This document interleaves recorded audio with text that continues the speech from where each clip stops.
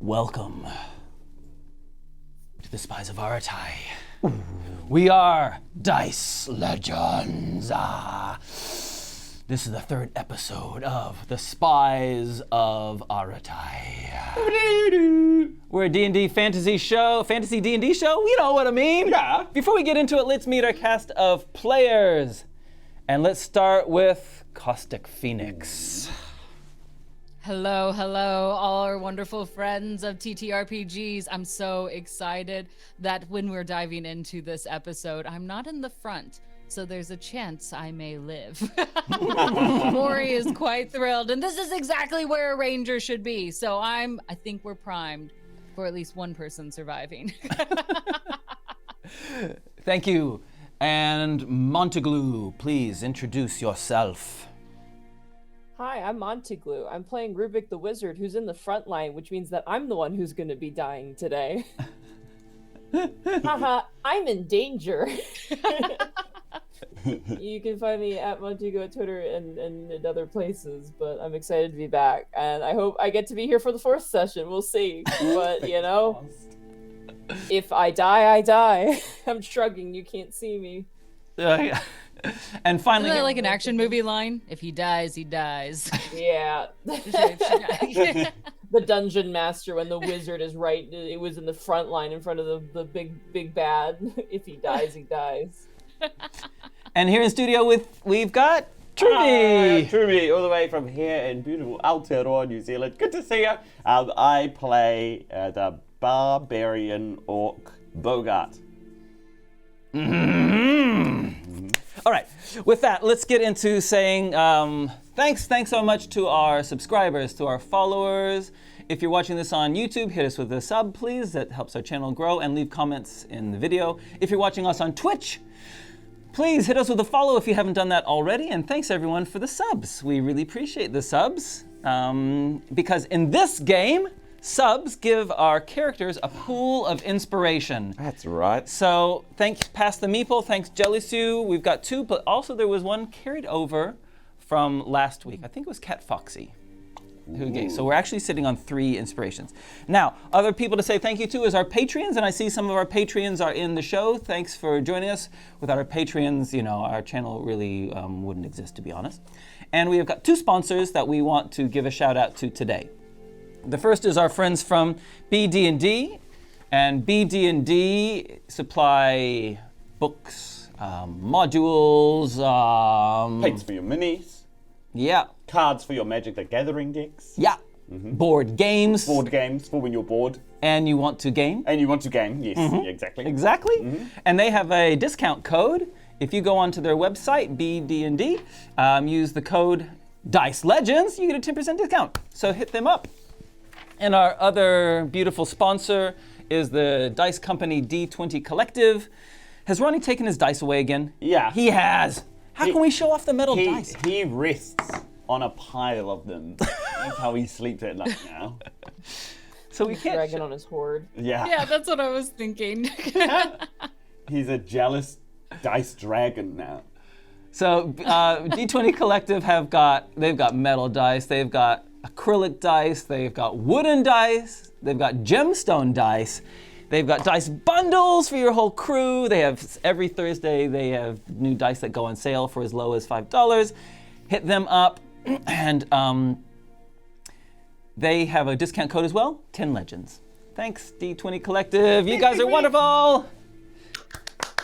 With doing that and saying, I think that's everything we've covered, right? Oh, merchandise! Oh yeah.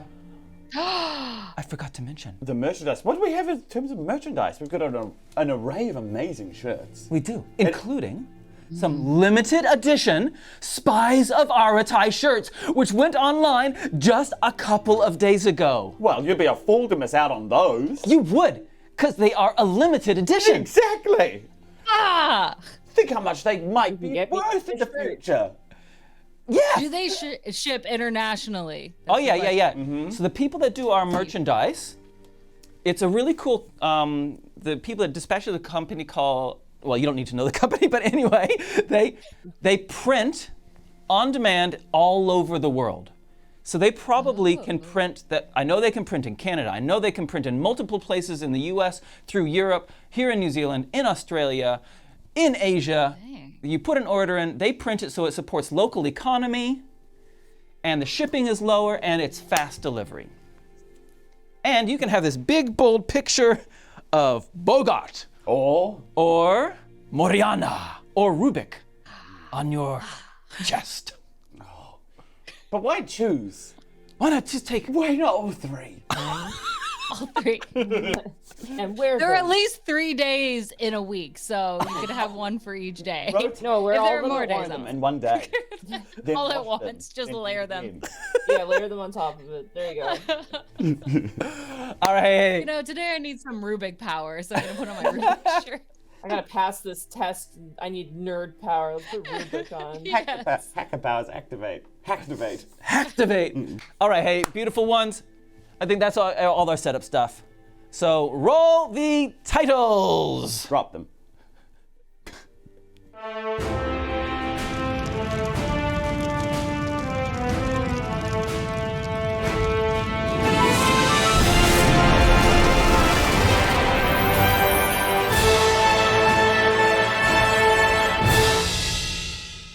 Yeah, so Trubie, you were saying just before during the titles? This is my heartwarming Easter story. Okay, heartwarming. I'm ready to Last do night I was hanging out with Mon and Ronnie, two other stars of Dice Legenz, and it's Easter, so I had a Cadbury cream egg in my pocket that I forgot about, and it exploded. And so I've got a very crusty, sugary. Oh, It's disgusting. And then I left this out on Mon's kitchen counter, the half exploded egg, and she was upset. that's a terrible gift to leave behind. Yes, she pointed that out. Yeah, she took issue with that. All right, hey, before we get into the third episode of the Spies of Aratai, we need to remember what happened last episode. And for our epic recap today, we call on the power of Caustic Phoenix. Okay, I'm so ready for this. You ready? Oh my gosh, I can't believe I'm watching somebody Yes. else do the recap. This is amazing. Okay. I'm so ready for this. Somebody gonna like count me down or Oh something? yeah, so we I count know? you down. Have no fear. Okay. Okay, we do it Okay. in Maori. Ready? Tahirua toru fa.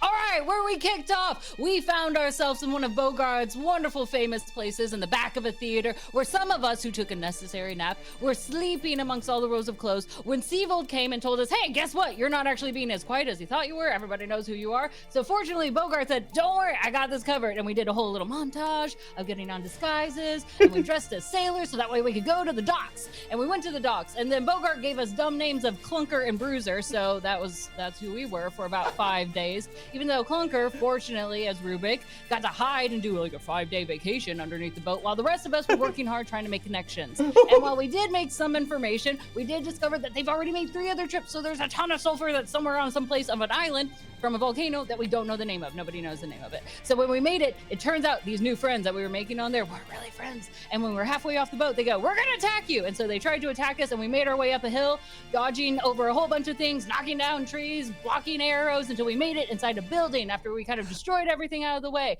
And fortunately, once Bogart opened the door, there were 0 rats on the inside, which is the first time ever for that kind of parry. So when we made it in, there was a lot of bickering back and forth, but Rubik did what Rubik does and actually did the mission while the rest of us were messing around.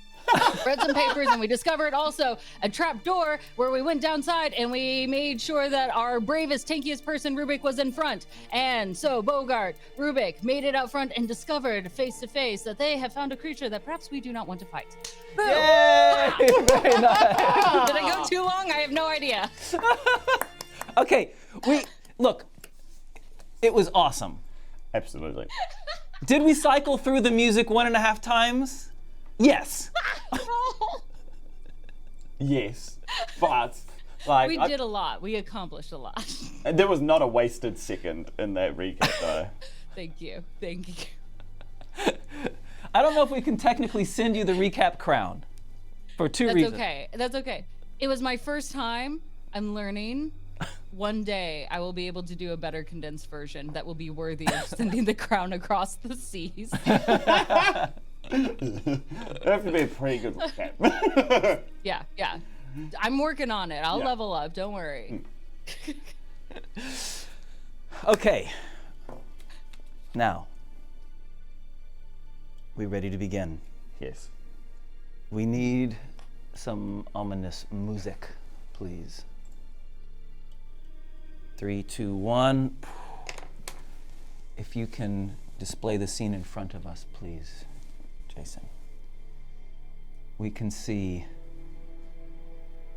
Rubik, Bogart, and Moriana have just come through a hallway passage from further down in the island. They've come into an opening in the heart of this volcano where there is lava, molten death around them. In front of them, a creature of shadow and darkness and wings and horns. On the table in front are some sulfur that's been formed into curved shapes. There is a worker working on them in front. To the side, which I'm not sure if you can see at the moment, there is a table with papers on it. If we can move across this inconveniently narrow span of rock, we can see that, that's just normal, right? It's so totally normal. Yeah. We can see that there is some kind of arcane forgy thing. Ooh. That two people are working on with piles of sulfur, and they are doing some kind of sulfurous incantations. Mm-hmm. That is the scene we see before us. Okay. Now, just as we finished the last episode, Rubik came up, and the winged, shadowy, misty creature basically said that it knew you were there. Right. With that scene painted, with us now knowing what is in front of us, we go into it. Okay? Before we go into initiative kind of thing, anything you're planning on doing? Bogart says, Rubik, may I place my hand upon your shoulder? Yes. And then Bogart gently places his hand upon Rubik's shoulder and tries to shuffle in front of Rubik.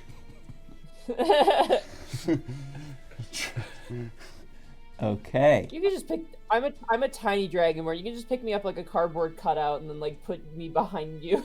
What? Well, next time I will do that. Next time. Good.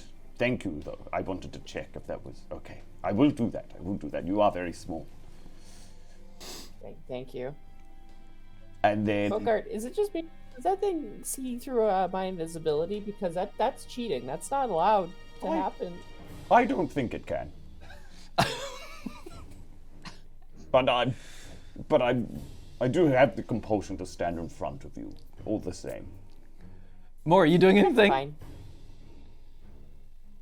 Fine. In seeing this, I'm going to take a few, if I haven't been spotted, a few steps backwards just to stay a little bit more separated and just let them take the lead. You guys have got this. You're fine. Okay, the winged No, we don't creature. got this.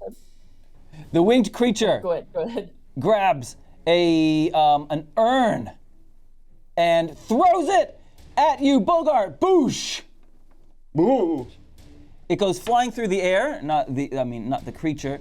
The urn goes flying through the air and connects with you, shattering. And a whole bunch of powder covers over the top of you. The blow from the urn isn't particularly bad. It's only 1 hit point damage, but you are covered in this choking cloud. Both you and Rubik make a Constitution saving throw. Oh boy. Uh-oh. Oh no. How many inspirations do we have? We have 3 community inspirations. I think someone. Hey, and sorry, I'll just pause for a moment. Sensei Suplex, thanks so much for the raid. Love you, buddy. Thanks so much for joining us, guys. Introduce yourself in the chat. We love having you guys from the show. And if you haven't followed Sensei Suplex already, do it. He's wonderful. Hey, Sensei. I rolled really well despite my con being. I rolled a 19. Okay. My dice. I use one of those inspirations. Oh, yes. Okay, that's all right. I roll 25. What the heck? Okay, the choking vapors, this poisonous cloud of dust that covers the two of you. I guess you just closed your mouth.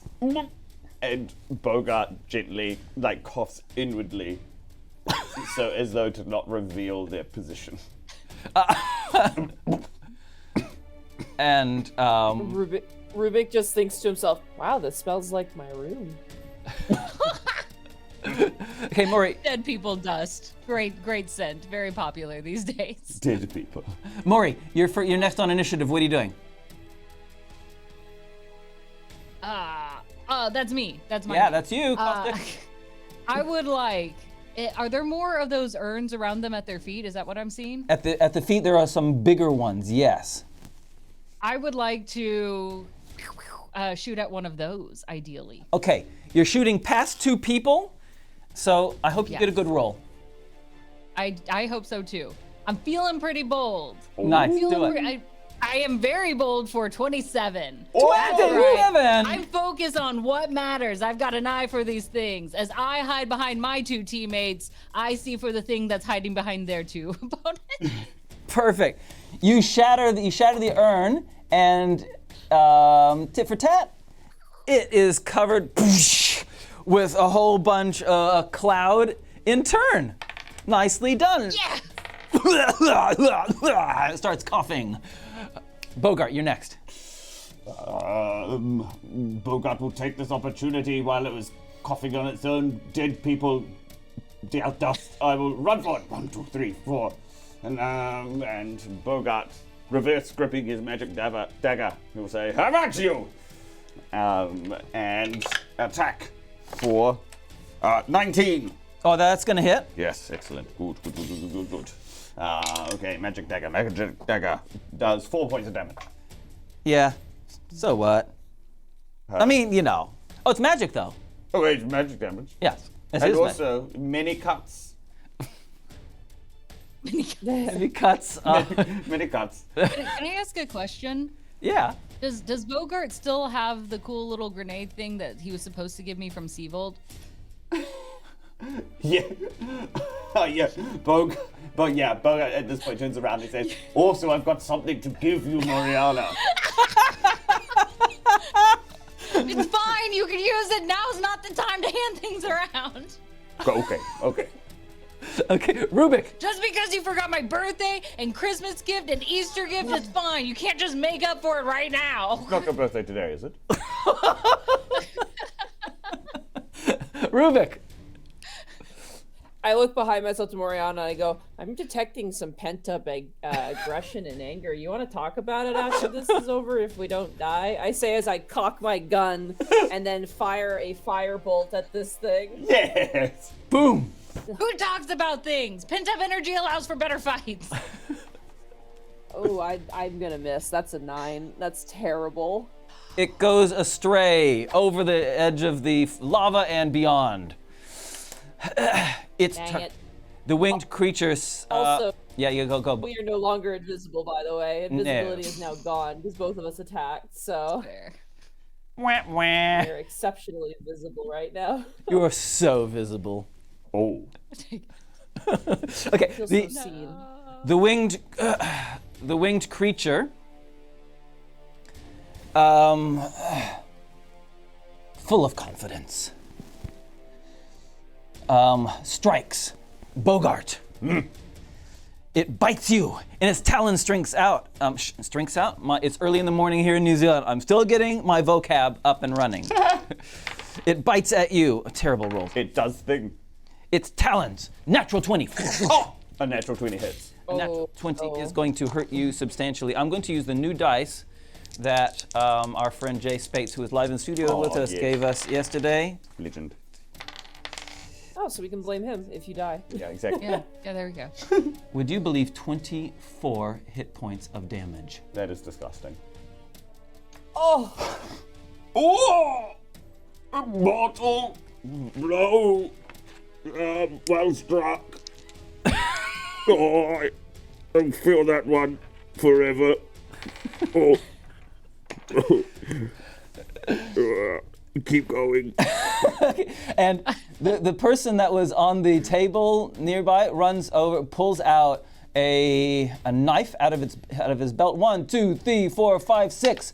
Comes around to the back of you, Bogart. You are now flanked. Oh! Has advantage on you and strikes you in the back at advantage, and undoubtedly misses with an 8. Oh, yeah, that's a big one. You are now flanked.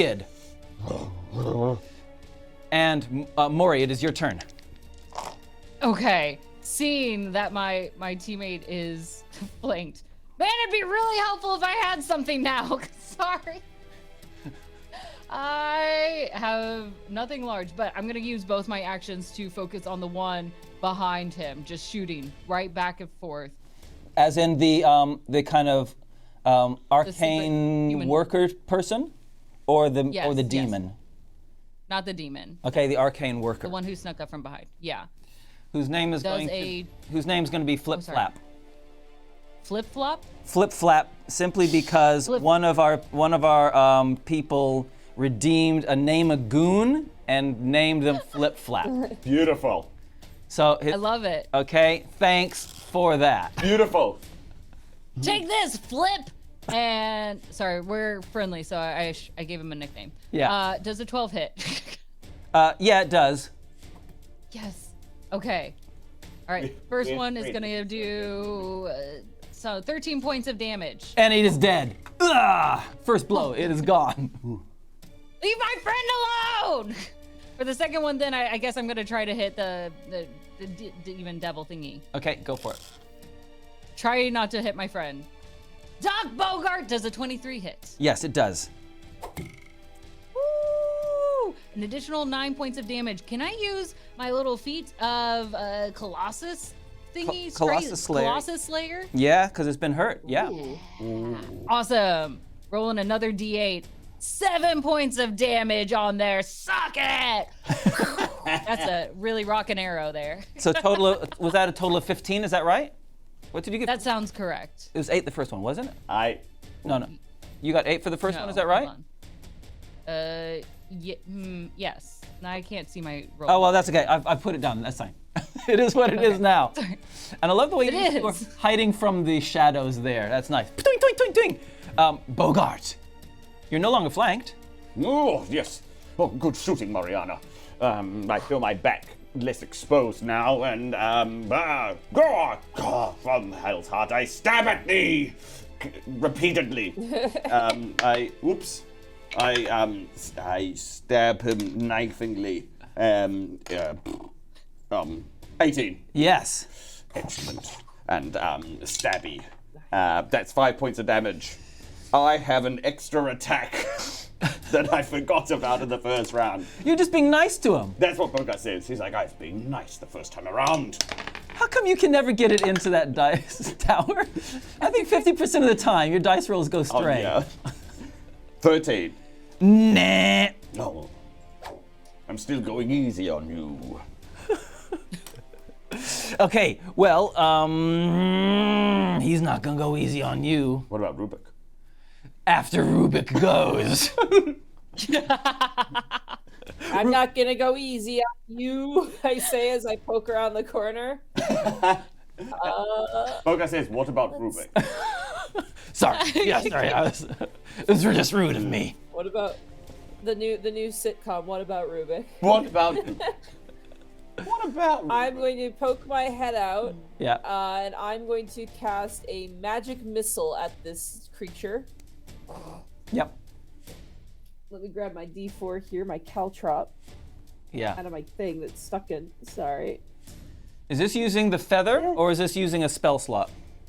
This is using a spell slot. Okay, thank you. I've used the other one, I think, once before, so... Yes. All right. First one. First dart is going to do 2 points of damage. Yep. Second dart is going to do 2 points of damage. At least you're consistent. Yeah, I'm really consistent because the third dart also does 2 points of damage. I rolled minimum damage on my magic missile, so in total I do 6 points of force damage to this beast. Yeah, Bogart turns around and goes,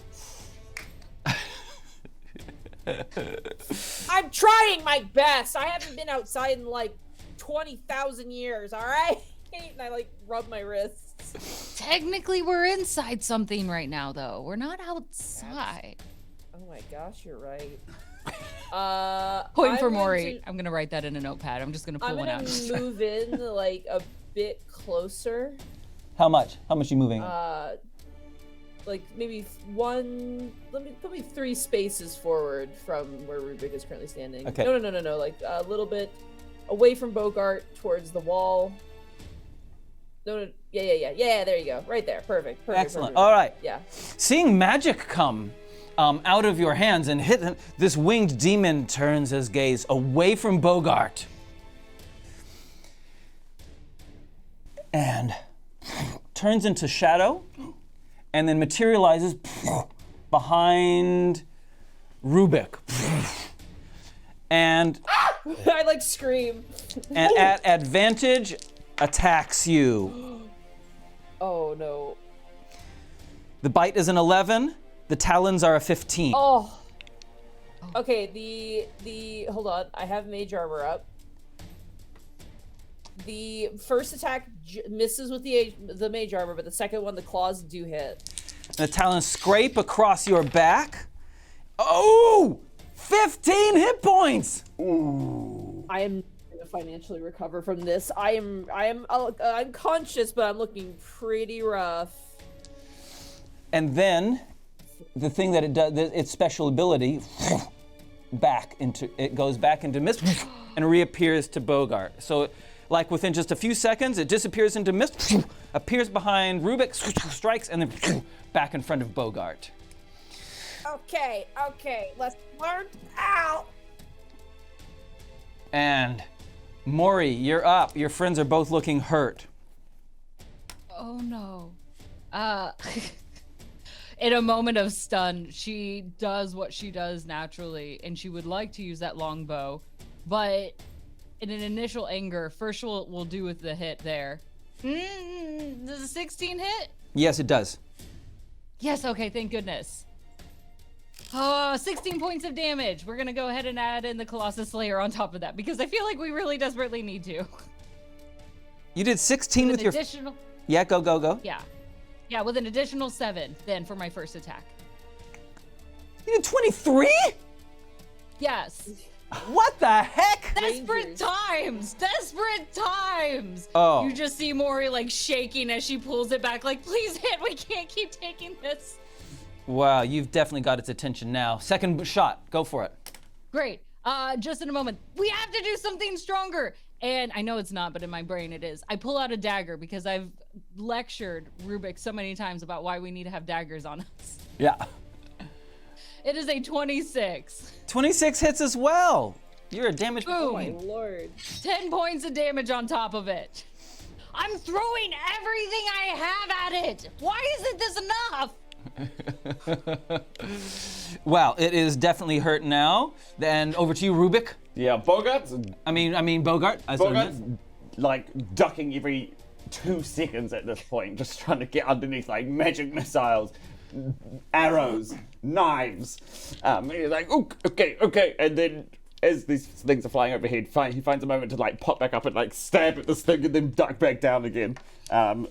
He attacks for the first one's an 11. Oh, No.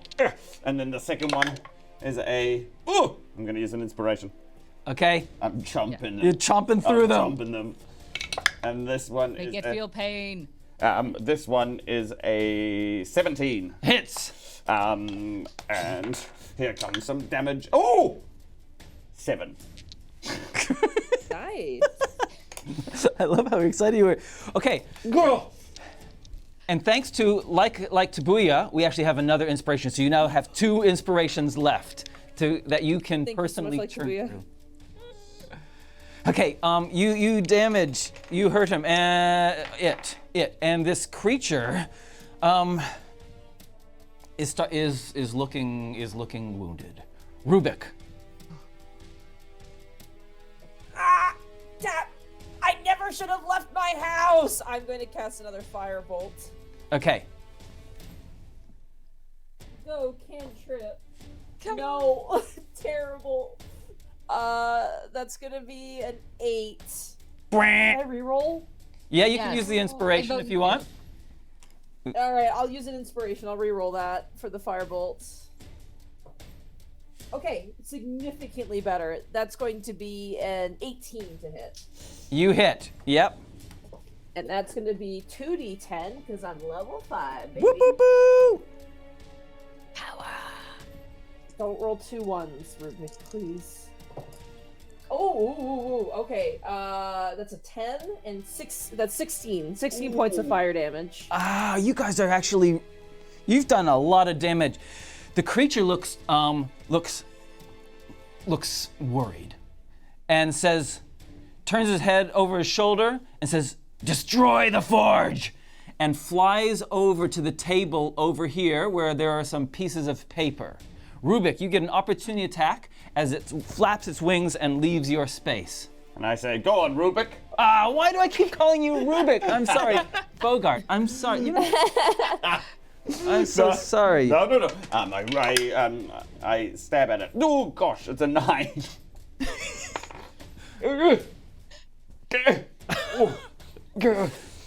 and it grabs some papers, and I'll just quickly demonstrate. I'll just quickly show, and if you can pull up on screen some papers with some symbols on them are picked up from the table. Ooh. And it launches itself into the air, which I will symbolize by putting it atop a column. The column has not suddenly appeared, but the creature has flown into the air with the papers in hand. Mori, it is your turn. Oh, sorry. And, sorry. And if we can just turn our attention to this, island of doomy stuff over here. Oh, that's my favorite place. The people. Island of doomy stuff. The people. That's what they should name the island. It should be the Isle of Doomy Stuff. That's what. If we're the only ones that survive, we get to name it. That's Yes. right, naming rights. And these sulfurous rituals that they're doing, they start. Their hammers. They start destroying the forge and the things that are on it. Okay. Mori. Inquiry. Is there a ceiling to this that we can see? Where you are, you're gonna have to come out further to get that information because you're in the middle. You're back in the hallway, hiding in the shadows. Comfortably, safely. Fine. I will run out. Okay. Next to Monty in this case. Okay, that's 3 Side by of side. That's 15 of your I'm movement. here now. Okay. And you can see that, and I'll allow perception to be a bonus action in this case because you're deliberately taking. Basically, I'm saying this will be your bonus action. What I'm specifically looking for is if I shoot an arrow trying to pin those papers Oh yeah. against the wall or or ceiling, would I be Yeah. able to actually get them down, or is this a very the walls are 50 feet up, you will never be able to get them? Thank you. That's excellent. I love that question. So if I'll use my hands to demonstrate. So the ceiling comes up here. So you would be able to pin it to the ceiling, and then where it's flying, which is that direction, is the opening to the volcano. Got it. Yeah. So Okay, you're. then I am going to dumbly try to pin those papers because papers are important, and I know my friend Rubik's loves papers. So I'm gonna get them that because that's what you give friends. You give them things that they want when you get them for them. Well, Aw. this is gonna take a big roll. That sounded oddly specific. And thanks I'm to not, making jabs at anyone in particular. and thanks to Belexac, we have 2 more inspires to call on. So you now have, Thank God. Thank you.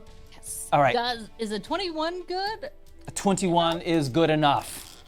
Okay, good. The papers are skewered out of its hand and clatter.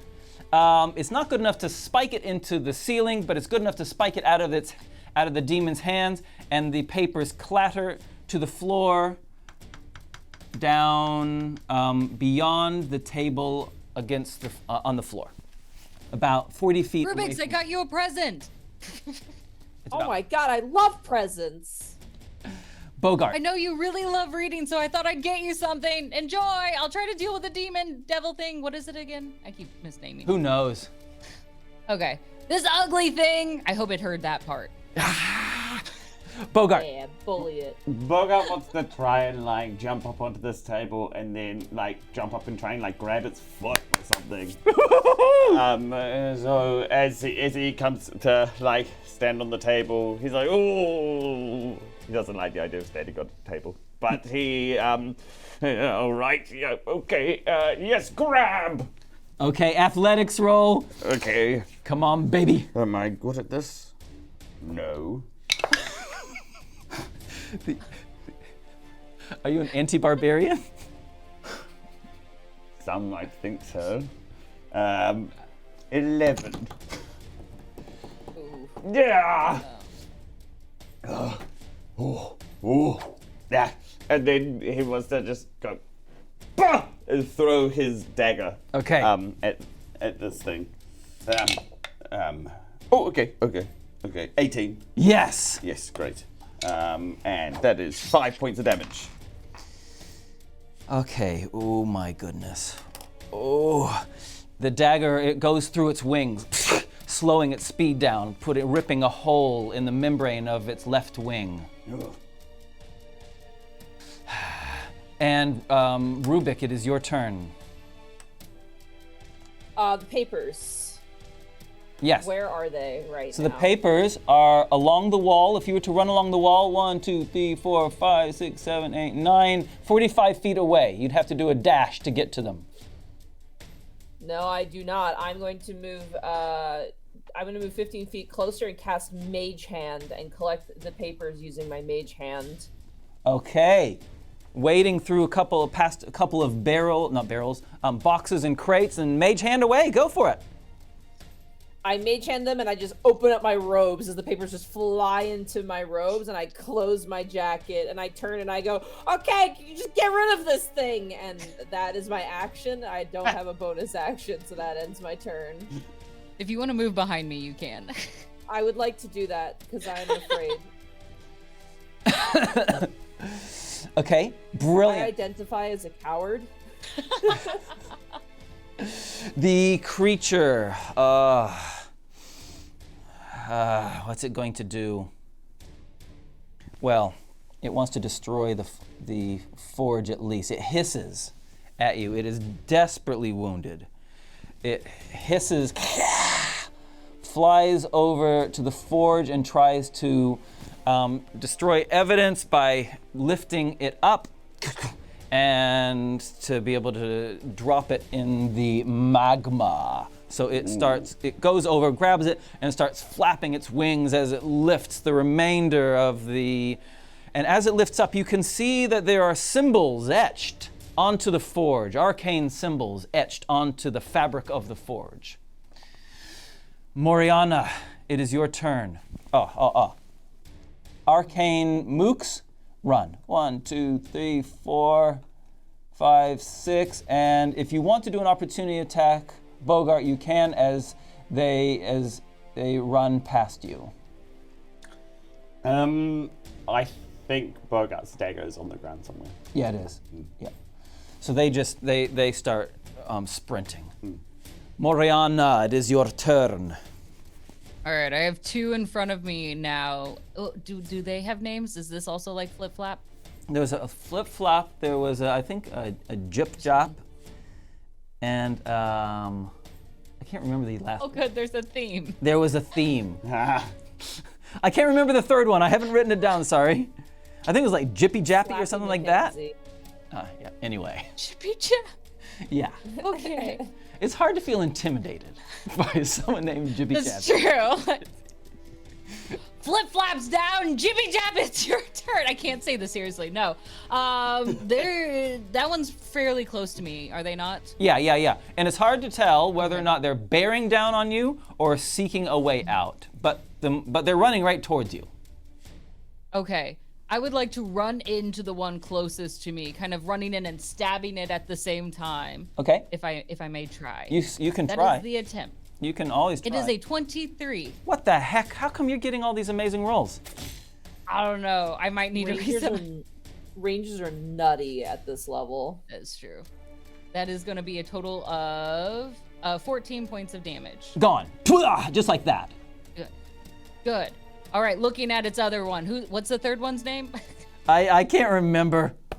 People in Flip chat. flap, jib jab, nip nap. All right, you're next. I see Flip Flam and Tim Tam. Flim flam, Tim Tam. Flim flam and Tim Tam. Okay. I'm going in with the dagger again, kind of swishing around backwards on my knee. That one is only an 11. Haha, you miss. Finally. Oh, dang it. No, you don't. I just You kinda- hit. You hit. Oh, That is their armor class. Don't you dare do this to me. That's 10 points of damage. Yay! Alive! Oh, I'm just gonna go in and I'm sliding in on my knees. I'm just gonna slice through their shins a little bit. Darn you, Nip Nap, or whatever its name is. Tim Tam. Tam, Flim Flam. Okay. Bogart. Hey, he can learn. Bogart looks over at the monstrous thing. How's it doing at lifting this thing up? Is it like... It's gonna take all of its strength this turn to do it. Okay, great. As he kind of looks over at the forge and he presumes that it's something important and maybe this thing's trying to make away with it. So he just goes, he pulls something from his belt and just goes, oh! And then hits a flask over here and tries to shatter it on the forge. Okay. And that is I'm going to use an inspiration. That is an 11. 11 to hit it's not too hard to hit a massive, hit the ground there. So those are the ones that were like the flashbang grenades, Yeah. right? It does magical blindness and deafness. Yeah. So a gray haze surrounds that entire island of doom. Yep, and it is utterly silent inside that thing. The sound of the wings disappears. Okay. You can see the vague form inside it. Okay. You doing anything else? No. Actually, I go down here and I look around for my dagger. It is right there. Yeah. Then I pick it back up, and then oops, and then he's throwing the flask. He's picked up his dagger, and he's about to go back to the monster, and then he sees this Yep. guy engaged with Moriana, and he's like, oh, and then he just walks over here and just kind of stabs him, and then walks.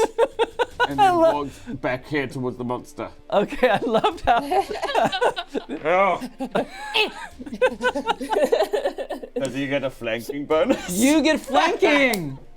Yeah! Yes, I get Burger it. sandwich. Here, 24. Yes. Stab. Stabby.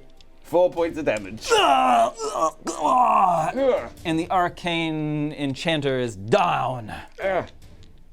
And then he starts moving back over this way. Total movement 1, 2, 3, 4, 5, 6. You've moved 6 of your 8.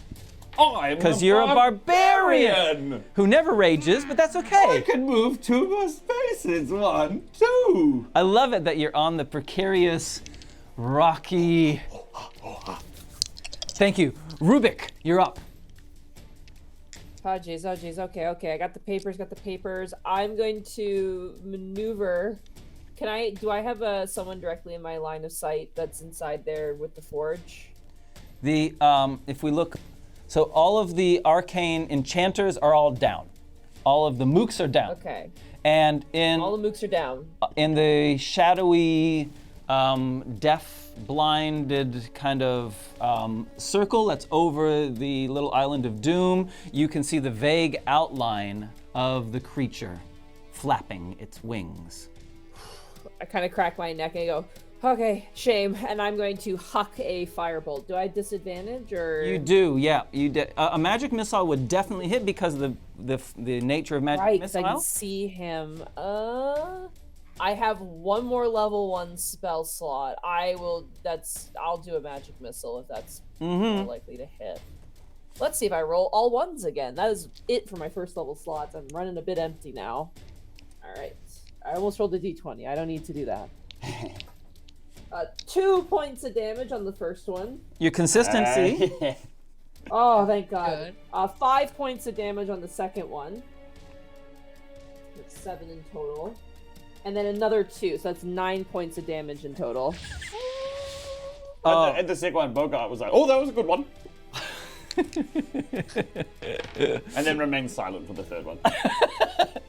Yeah! I'm just screaming the whole time, just yelling as I'm casting my spells. It flaps. It doesn't know what it's doing. It kind of tries to I'm making it emerges outside of the bubble of gray and drops the forge into the lava and flies upwards. It is now 40 feet into the air. As this forge falls into the lava and starts to become submerged into the molten rock.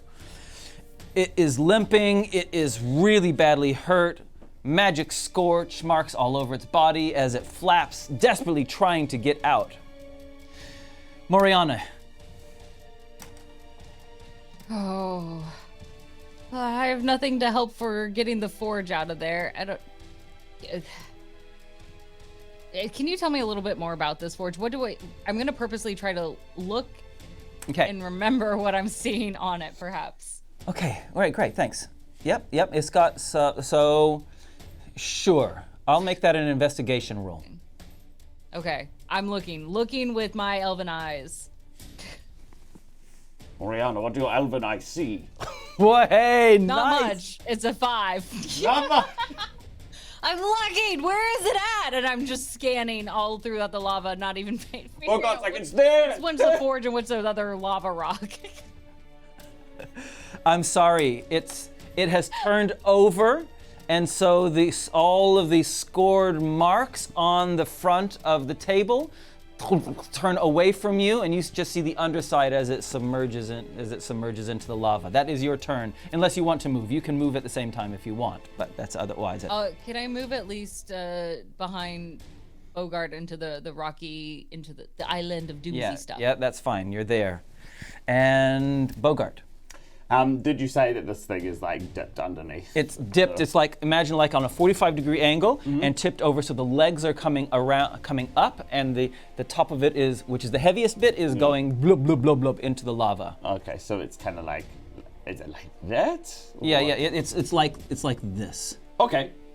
Cool. It's like that. Let me put a table there. That's the way it is. Let me put a table there so you get a bit of more of a Yeah. Okay, so it's like anatomy. it's like that. All right. You dig it? Yep.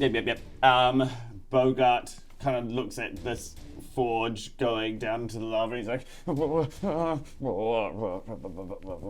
okay.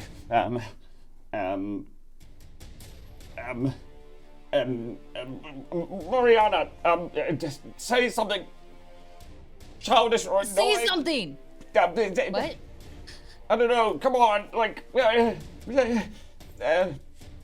What do you need from me, man? You're so good at this. The rest of the time, just like, can you like peeve me off or something, please? I'm gonna go and I'm gonna step on his tiny toe, just the itty bitty pinky toe. I'm just gonna just jam into it with the bottom of my bow. And your acting sucks. Oh, That one. I'm really gonna regret that one. Oh. Rubik says he brings up a couple fingers to his mouth, like, oh. I pay people to attend your shows. That may not be true, but for his knowledge right now. kind of Is this rage or sadness now? like kind of like Tina totters over the over this walkway and like moves towards the forge, and he's disassociating.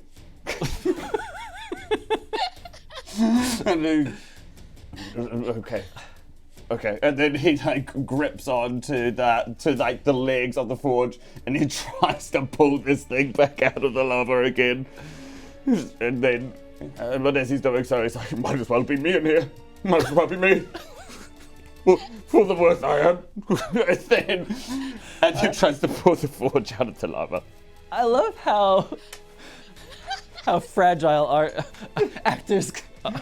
Look, he feels like it's 100% raw vulnerability. Is it a strength check? It's athletics. Okay, athletics. Come on, dude. Oh, that's not a good one. I'll use an inspiration. Inspo. I'll use an inspiration. Which, thanks to an anonymous gifter and like Tabuya and Gabe and Z, we've got another 1, 2, 3, 4, another 4 of them. Oh, wow, we've got heaps. You got plenty. So you guys use them. Thank you, chat. Thanks, chat. It is it's an 11. Oh. Can he use one more? You can't double inspire. Could I attempt to make him rage and take one of the inspirations on You've that? done enough damage already. It was already the longest 6-second round in Dungeons and Dragons history. Come on. Forget playing the game. This is now the Bogart roast stream. We're just gonna roast Bogart for the rest of the session. Bogart, you pull, and the leg snaps off, and the stone tabletop submerges into the lava and is gone. Goodbye, old friend. Rubik, are you doing anything while he wallows in self-pity? Did I see the table like sink beneath the forge? Yeah. Or sorry, sink the sorry. Oh my gosh, English. My The language table that forge I sink speak. into the lava. Yes, you did. Did I see the forge sink into the lava? Yeah. And there's no other enemies abound, right? Well, the demon thing is flying up. He's about 40 feet into the air, above kind of Bogart. All right, and I'm gonna huck another firebolt. Okay. Do you want me to tell you how many hit points it's on? Ooh, I'm gonna use the inspiration because I rolled a natural 1. Do you want me to tell you? Natural 1. Do you want me to tell you how many hit points it's on? How many? 5? Is that? Oh, yeah. Is that 5? Oh my God! That is the best reroll of my life. Natural 20. Yes! Holy crap! Oh, this is gonna hurt. Because it's a firebolt, so this is gonna hurt really badly. That's 4d10 points of fire damage. Let's see if you can get minimum damage again. I did not do minimum damage, even though that'd be really funny. That's 20 points of fire damage on the crit. Nice. Yeah, boo! Feel free to describe it as it smacks and you destroy this creature. I don't know what's going on. I left my house for the first time in years and you are ruining it. And I am going to huck a fireball and explode its head. Like, in, like a single point of my finger. Nice. And its head explodes, and then the rest of it turns into mist, and like evaporates, and is gone.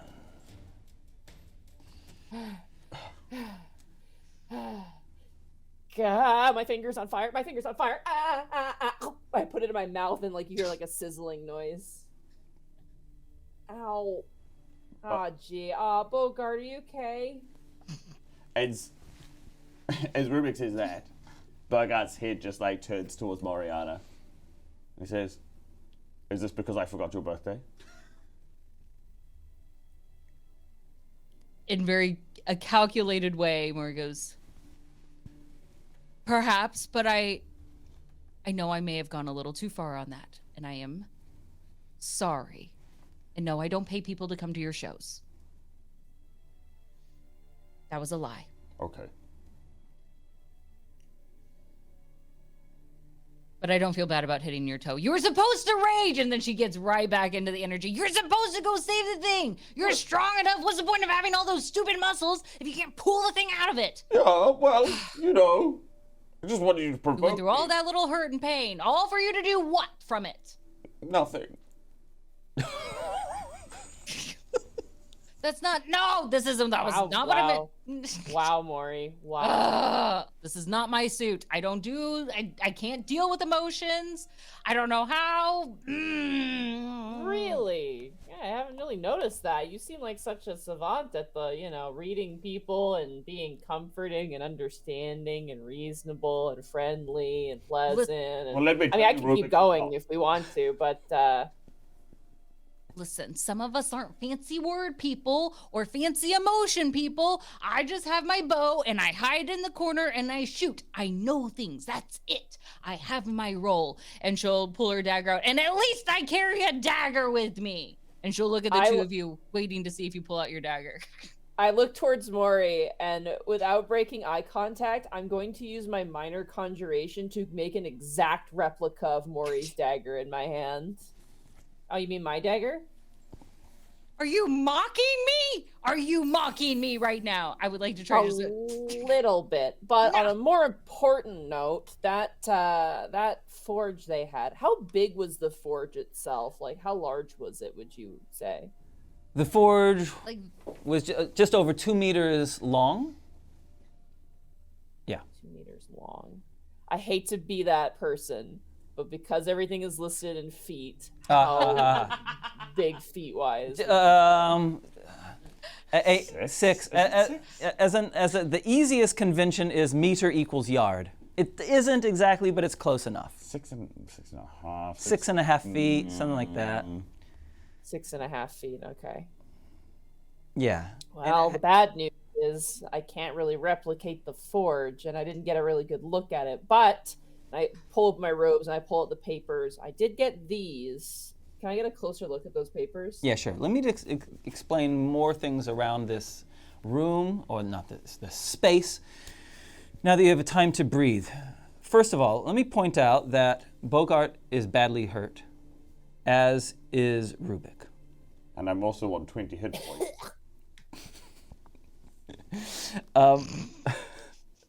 So the papers in your hand, there are, let's start with, no, we'll do the papers last. Okay, so if you remember, I said the table that Bogart jumped up on, there were some sulfurous, some shapes made out of sulfur in curves.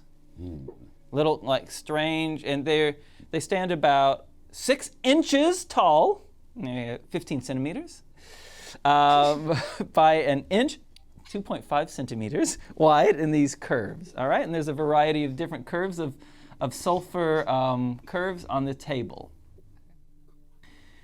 Near where Bogart is, on the island of Doom, there's a whole bunch of raw sulfur blocks that hadn't been melted, and there's underneath the forge there was a fire which is still burning, which we will symbolize with this handy dandy orange eraser, and it stinks of sulfur, and there are still spill marks from when the forge was pulled off, and the molten sulfur that was on it spilled on the ground. So that's what's over there. And there are no more papers on the table. I think that's everything. Oh yeah, there are the boxes next to Rubik. Boxes and crates next to Rubik. That's all we've got to say about that. And I don't know if you can see this on the camera. I don't know if there's enough room to show, but Rubik. Over where the papers fell, there is a dark opening in the wall, the cavernous wall. Okay. Now, to the papers. There are 2 papers. I shall give a physical copy to Trubie. Ooh. There are red and blue physical copies, and if we can see on screen, the red and blue versions.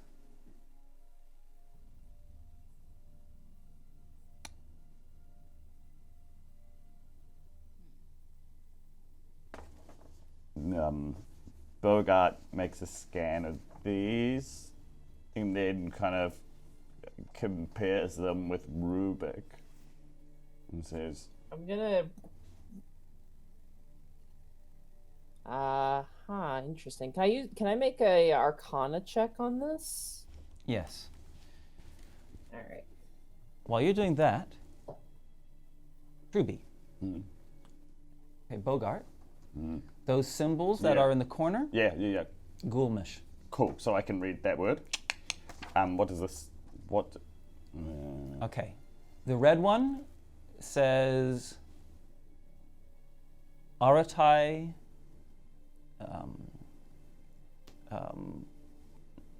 It's I don't know. It's something. It's a magic word.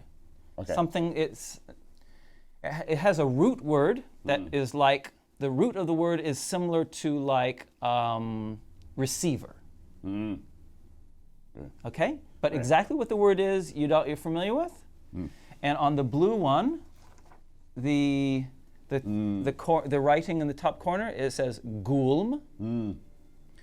And then you see there's 2 short words, and they mean sinned and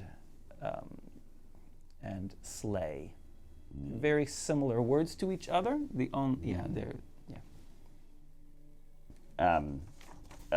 he kind of makes a study of these words and then offers that to Rubik, saying the red one has Aratai written on it and says receiver, and this one says send and slay, says Gulm.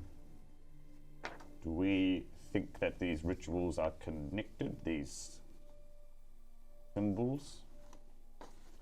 Some sort of, actually, this reminds me of stage directions, This entering a scene, exiting, I dare say. Is it something along the lines of, enter stage left, exit stage right? And let me take a look at that. Let's see if the script is as follows. I got a 19 on my Arcana check. beautiful. Okay. There's definitely the circle elements are definitely portal. Like they have some they definitely have some feeling of being like a portal or teleportation or something like that. But also, you notice that there is even though they're triangular, there's a symmetry to them that that looks like they could be connected. with your excellent roll, have a look what happens when you overlay them. When you overlay them, a new design emerges.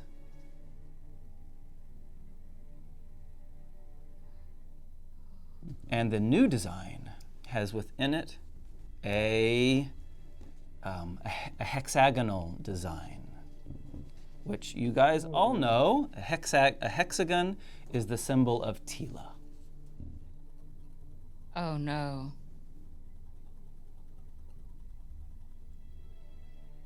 Yeah, this is bad. Am I able to, does this feel like a summoning circle? That's Or exactly what it feels like. teleportation? It's like, is it summoning? Is it teleporting? It's something like that for sure, definitely. And there's no reason to doubt what Bogart had said about the Golem sending and Aratai receiving.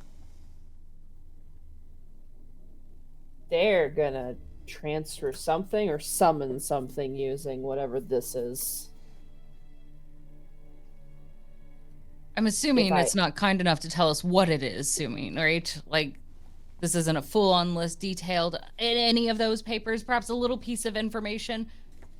Clearly, Not Maury's the- just confused. She only sees the pretty images and scratchings that make nothing, no value to her whatsoever. Something else look has to be towards- here, right?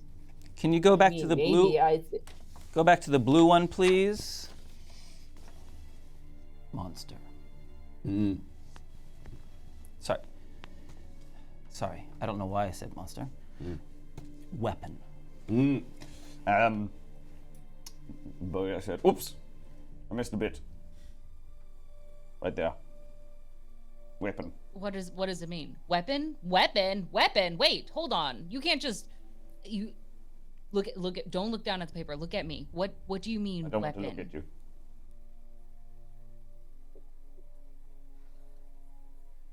So they're transferring a weapon into Aratai?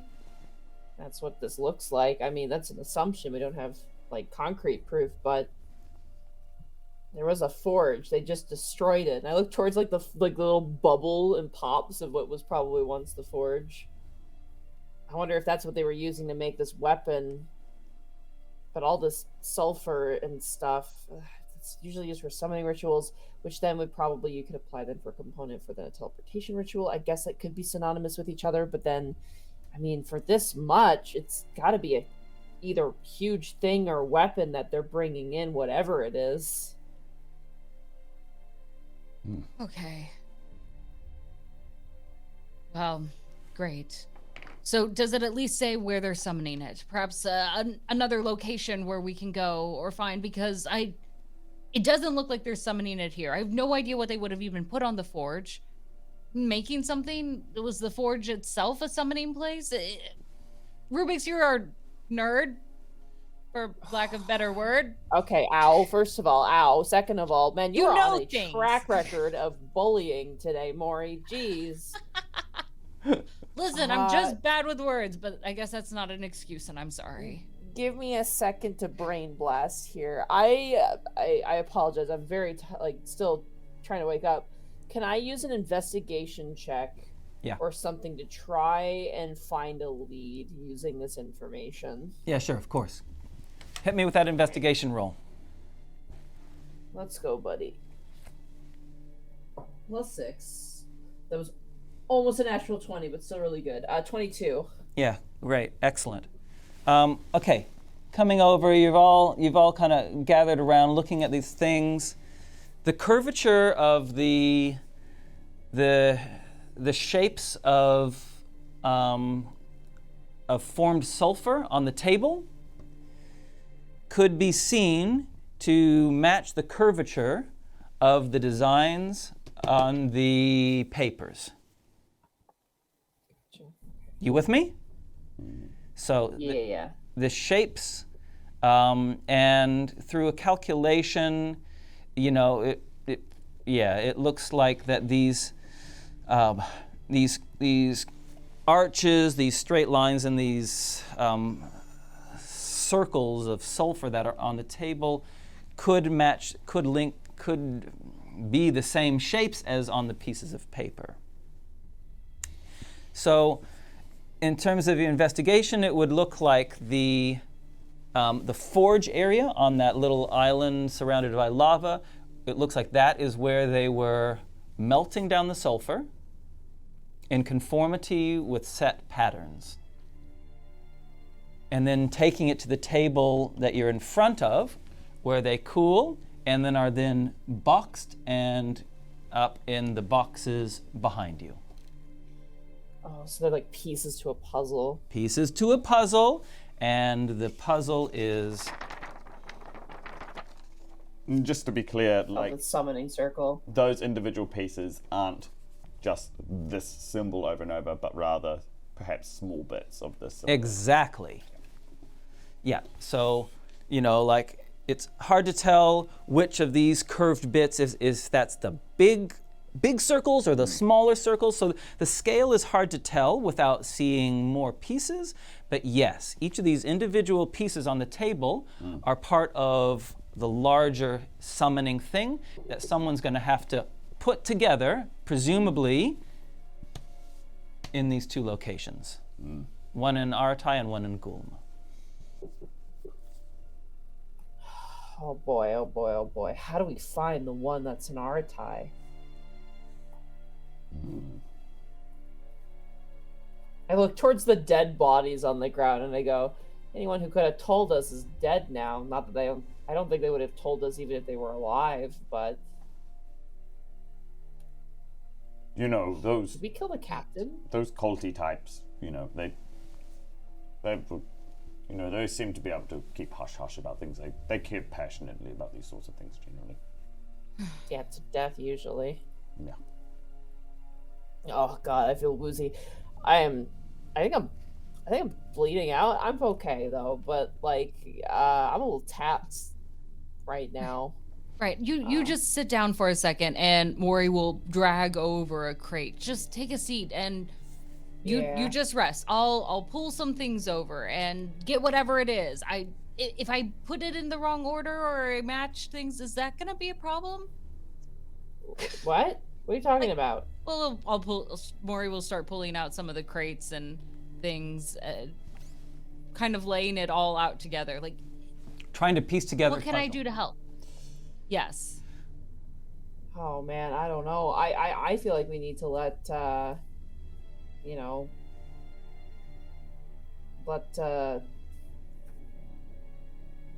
checking my notes. Sebald? Yeah.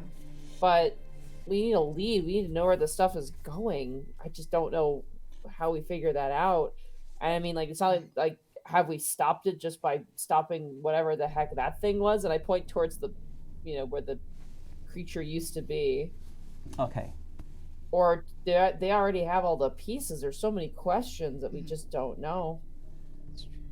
Bogart wonders privately. He wonders if maybe I'm gonna just found leave in I'm gonna leave my head back, you guys. Sorry. Yeah, you're saying Trubie? Go, Trubie. Yep. Like, I wonder if we've found enough information, like if this is enough to take back. But also, does the cave go much further? Okay, excellent. There's 3 pieces of information I need to share based upon what you guys have just talked about in the conversation. Okay, cool. First of all, Rubik said, and this is, each of you have said something that I'll give you some information about. Rubik, you said, just in passing, you said, is the captain still alive? Yes. The Captain Noose was not killed. You used the sleep spell. That's right, I did. So Captain Noose may be even still asleep. Unlikely. But yes, that still exists. Secondly, bless your cotton socks. Whoa. Moriana, the opening the crates, the inside of the crates are all, they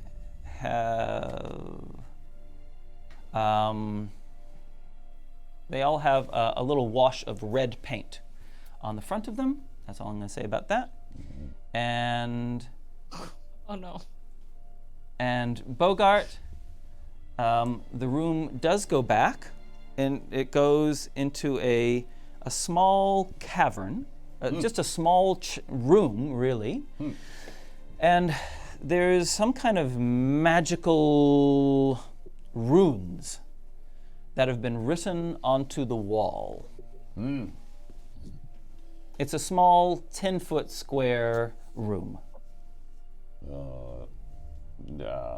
And then he, Rubik, I understand that you're taking a bit of a rest, but this seems more your language than mine. And then he kind of gestures broadly at the threshold of this cabin that he's standing in. As Rubik slowly gets up, you hear every single bone in the body, like almost over-exaggerate, like a cartoon character crack and pop, and like you hear him go, ah, as he gets back up. And I will walk over and lean in and take a little peeky poo there. Yeah, sure. How good's your Arcana? Hit me with that Arcana. Pretty good, but let's see what the dice decide. 15. All right. Yeah, the runes aren't dangerous. It's not like some kind of explosive runes or anything like that. The wall, it looks like this is used as a way of teleporting. Oh, Like this. okay. It's a teleportation circle. Yes, that's right. Could potentially use this to get the heck out of here, maybe. It's linked to a specific place. Right. You don't know what the place is that it's linked to, but it's linked to a specific place. This is linked to a specific place. I, Rubik, do not know where it goes to, but I know that it is linked to a specific place. Well, it's probably our easiest way out of here. If the captain's awake, the ship may not even be there for us anymore. That is true. I don't think, and even if it was, I mean, I'm completely tapped out. We'd have to do like a long rest before we could, get out of here. By that point, the ship might be gone. If you are all okay with it, I don't know how much of a waste of time it would be, but I wouldn't mind maybe just like a little short, like 1 hour, siesta, just to get me a little bit back to, back up to par. No, of course. Yeah, let's rest a little bit. That seems like the smart thing to do. Okay. Okay, great. I would like to... Yeah. Oh, sorry. No, please. Yeah, because you had mentioned these crates have red paint kind of marking over them. Can I shake the box a little bit just to be like, what's inside? Sort of thing, getting a sense like, is it probably just, I'm guessing more sulfur, right? That's my right. Yeah. Okay. Yeah, that's all it is. It's just Okay. sulfur. Okay, good. All right. Oh, it's just sulfur. I'm gonna like toss it to the side, not caring about it at all. Kaboomie! No. Oh, whatever. It's not important to me now. Just toss it out of the corner. Hey, so you're planning on doing a short rest, and then what's your plan? Take the teleportation circle? Is that Okay. okay? I don't know. Yeah, fine. So, That seems right. short rest up, everyone. Yes. Activate the teleportation circle, stepping into the middle of it. Hold. That's okay. Go ahead. Make you can go ahead and roll your hit dice if you want to. Okay. Oh yes. Oh yes. Oh yeah. Oh Yes. yes. Yes. Oh, come on, Rubik. Maury, Rolling twos. you didn't get hurt at all in that last encounter, did you? No, but from before when we were running up, I did. I was about halfway. Okay. So I'm happy to take some health back, Sure. use up the rest of my short rest. So you take a breather. Pieces of paper in hand. I always assume if you want anything else from this room that you've got it. Let's not sweat the small stuff. You move into the small 10 by 10 room with the runes on the ground. Rubik is able to complete the final incantation to activate the teleportation circle. And it doesn't even feel like you move, but you're now standing on a marble floor.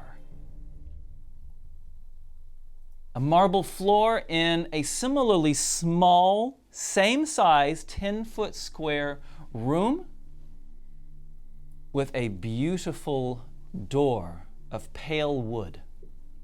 Being the only thing in the room, stone walls around you, marble floor.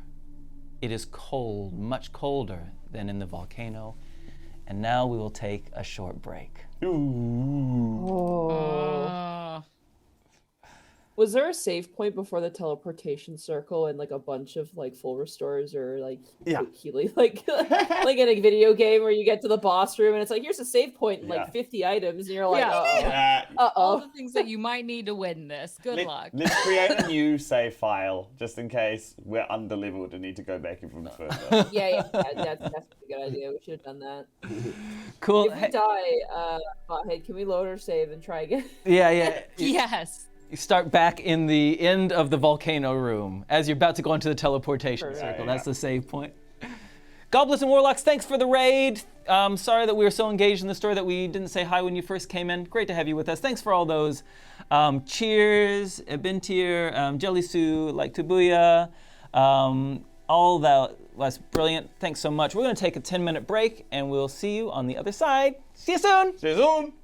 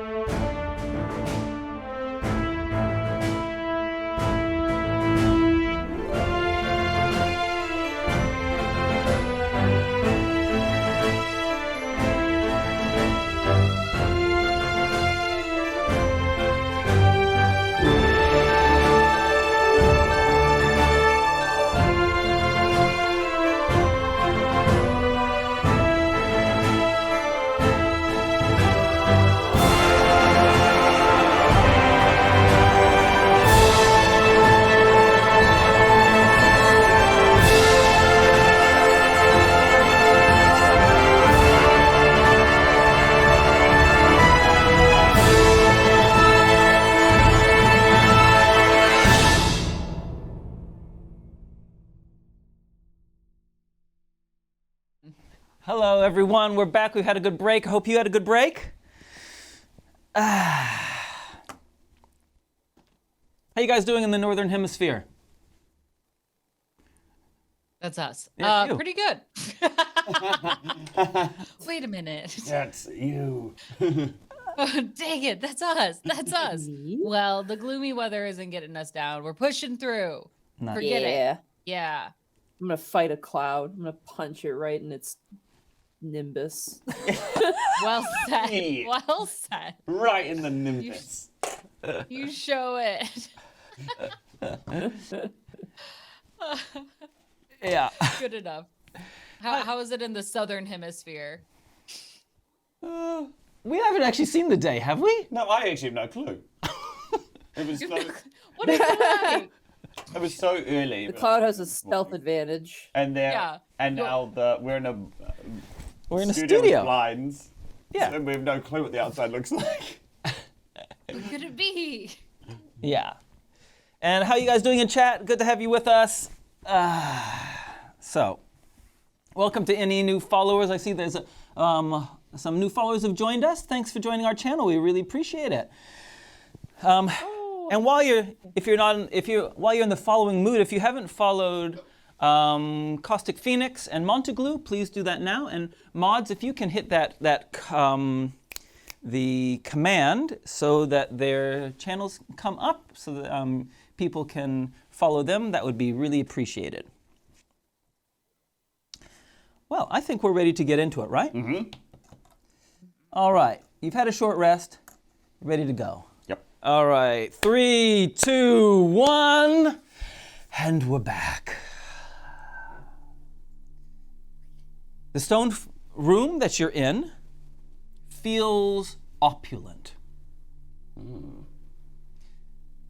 It is unusual for walls to be made of stone outside of Aratai. In Aratai, stone is the cheapest building material, but many places in the world is not so. And this is not the kind of sedimentary limestone, sandstone that Aratai buildings are made out of. This is definitely marble. They spared no expense on this place. This is advanced marble. I feel very uncomfortable here. And can I try to hide behind someone or something? Yes. It does all this pristine marble everywhere. It's unsettling. Yes. It's also, once you've appeared, the magical runes stop glowing, and with them stopping to glow, they take all of the available light out of the room, other than the sliver of light that's coming from underneath the door right in front of you. I know that... Do all three of you have dark vision? We're all not humans, so I presume so. Yeah. I Yeah. don't. Rubik, you don't. Poor Rubik doesn't? dragonborn do not have dark vision, Oh, really? unfortunately. Oh, well. Yeah, no, they don't. My presumption. You're so presumptuous. Yes. Poor They dragonborn. updated that in Fizbins because, Seems unfair. Come on. And perception rolls, everyone. Do I have disadvantage because of my lack of vision? No, this is a hearing one. Ooh. Okay. Oh. Big Ooh. one. A 7. 13 for Rubik. 9. Hey, Rubik.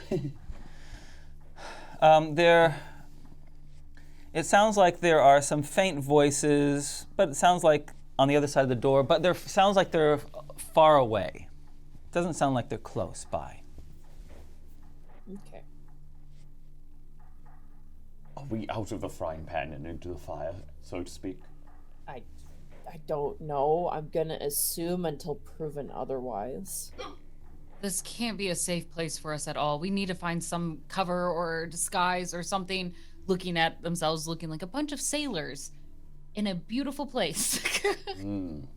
Yes, we are. I mean, I could disguise myself and turn you both invisible, but the moment I do that, I'm basically out of third level slots, and I don't know, Save it. You're right.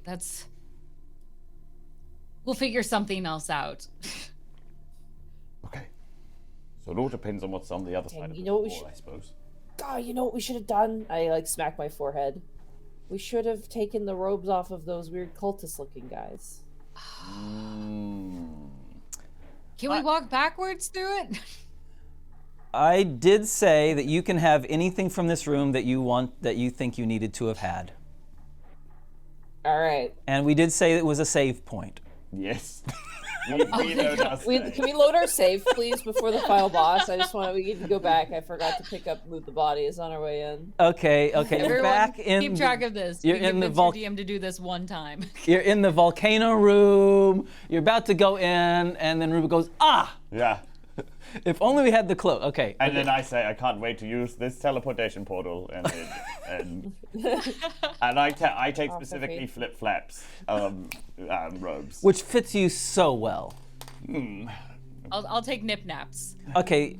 Nip-Nap was a dwarf, so the sleeves are about halfway up your forearms. This works great. Okay. I'm gonna bring my elbows up to my body and gesture more like this from here on out. Nice. Sun's out, guns out, as they say. Sun's out, guns out. That's right. Okay. I'm just gonna be a T-Rex for a while. It's okay. So the three of you now robed in robes. And it must be said that all three of them have, three of the robes have a little bit of blood on them and, you know, like some holes where daggers went into them. They're not pristine. Okay. Well, okay, if anyone asks, we should just say, you should see the other guys. That's Right. probably Yeah, perfect. right. Okay, are we ready? Bogart puts his hand on the door. And then he looks to his two teammates. Thumbs up. Push. Does nothing because the door opens inwards. But anyway. Okay. Oh, I see, fickle hand of fate. It's not enough that one of you should taunt me, but fate itself now. Okay, I see how it is. Ooh, that's almost, whoa. And then he opens the door. You pull. Oh, breathe. And there is a corridor in front of you. And now that the door is open, you, Bogart, can hear kind of from somewhere in the building voices. And they do have a ghoulish. You do recognize a ghoulish lilt. A ghoulish lilt. The corridor. You are in. There are no windows around. There's a simple corridor that moves left and right. There are doors either side. It's some kind of. Is it a temple? Is it some kind of palatial building? It's pretty impressive. It has lanterns which are lit. Yeah. They're so lit. Okay. Right. Never say that again. Right. Good. Well, I don't know which way. Well, this is the end of my expertise. Well, it's not like any of us have expertise here. We've never been here before. Just keep putting one step in front of the other, and if you see any of the symbols or whatnot, maybe that's where we lead towards, yeah? Okay. Right. Right. You head right. What's the order, please, as you're walking along this corridor? Definitely Bogart in the front. Yep. Bogart, front. Yeah. I will take up the middle. Okay. Rubik. I will complete the Oreo by going at the end. Exactly. Nice. I mean, if you want. I know there's the last spot open, but... No, it's fine. I'll be the caboose. I don't mind. Hey, look, it becomes pretty clear, pretty quick, that you are in the kind of office isn't quite the right word of a temple, but you're in like the rooms where the priests use for, you know, either their personal rooms, there's some office spaces, that kind of thing. Doors are open. It doesn't seem like people have things to hide in this area. And yeah, so that only takes like 20 seconds of walking to figure out that it's definitely by the symbols around, smell of incense in the air. So what do you want to do?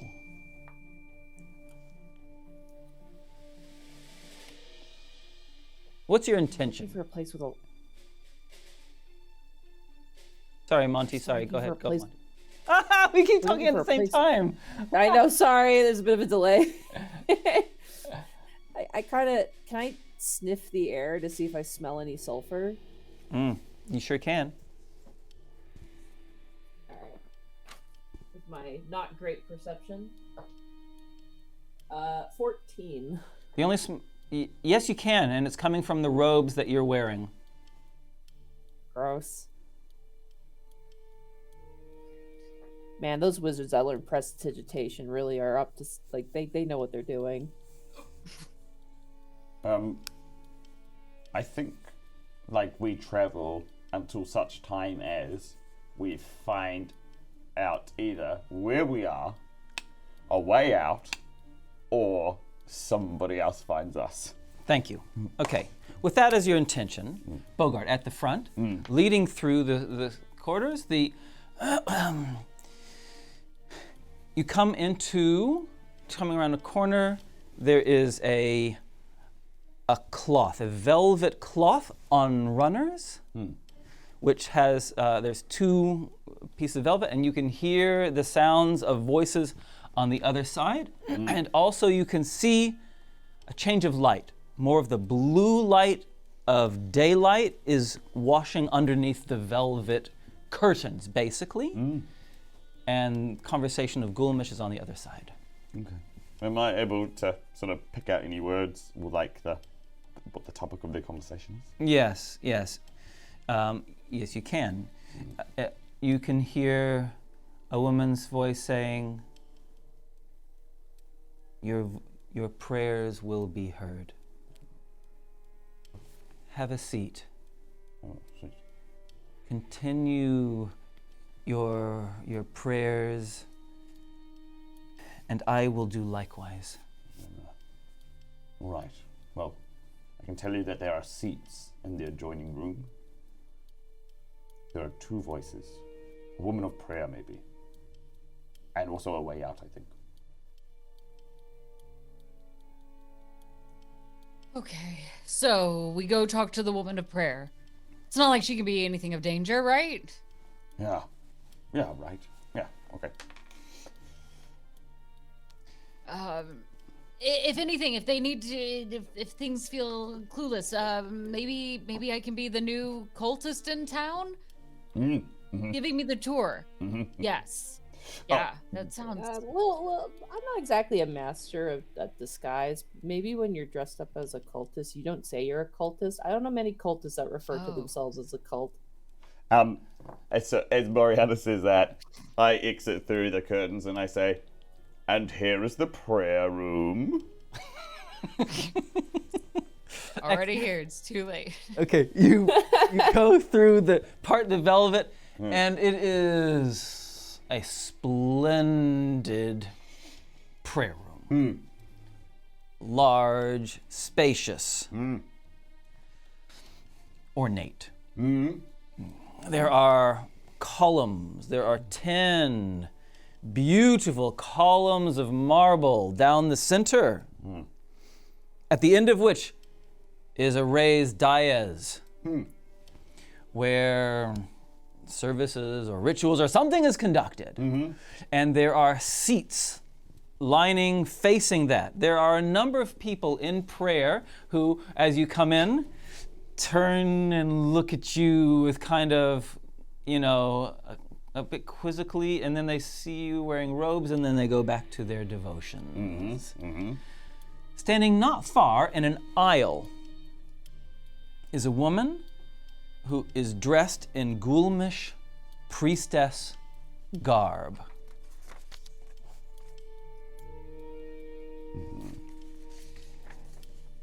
And is talking to an elderly man.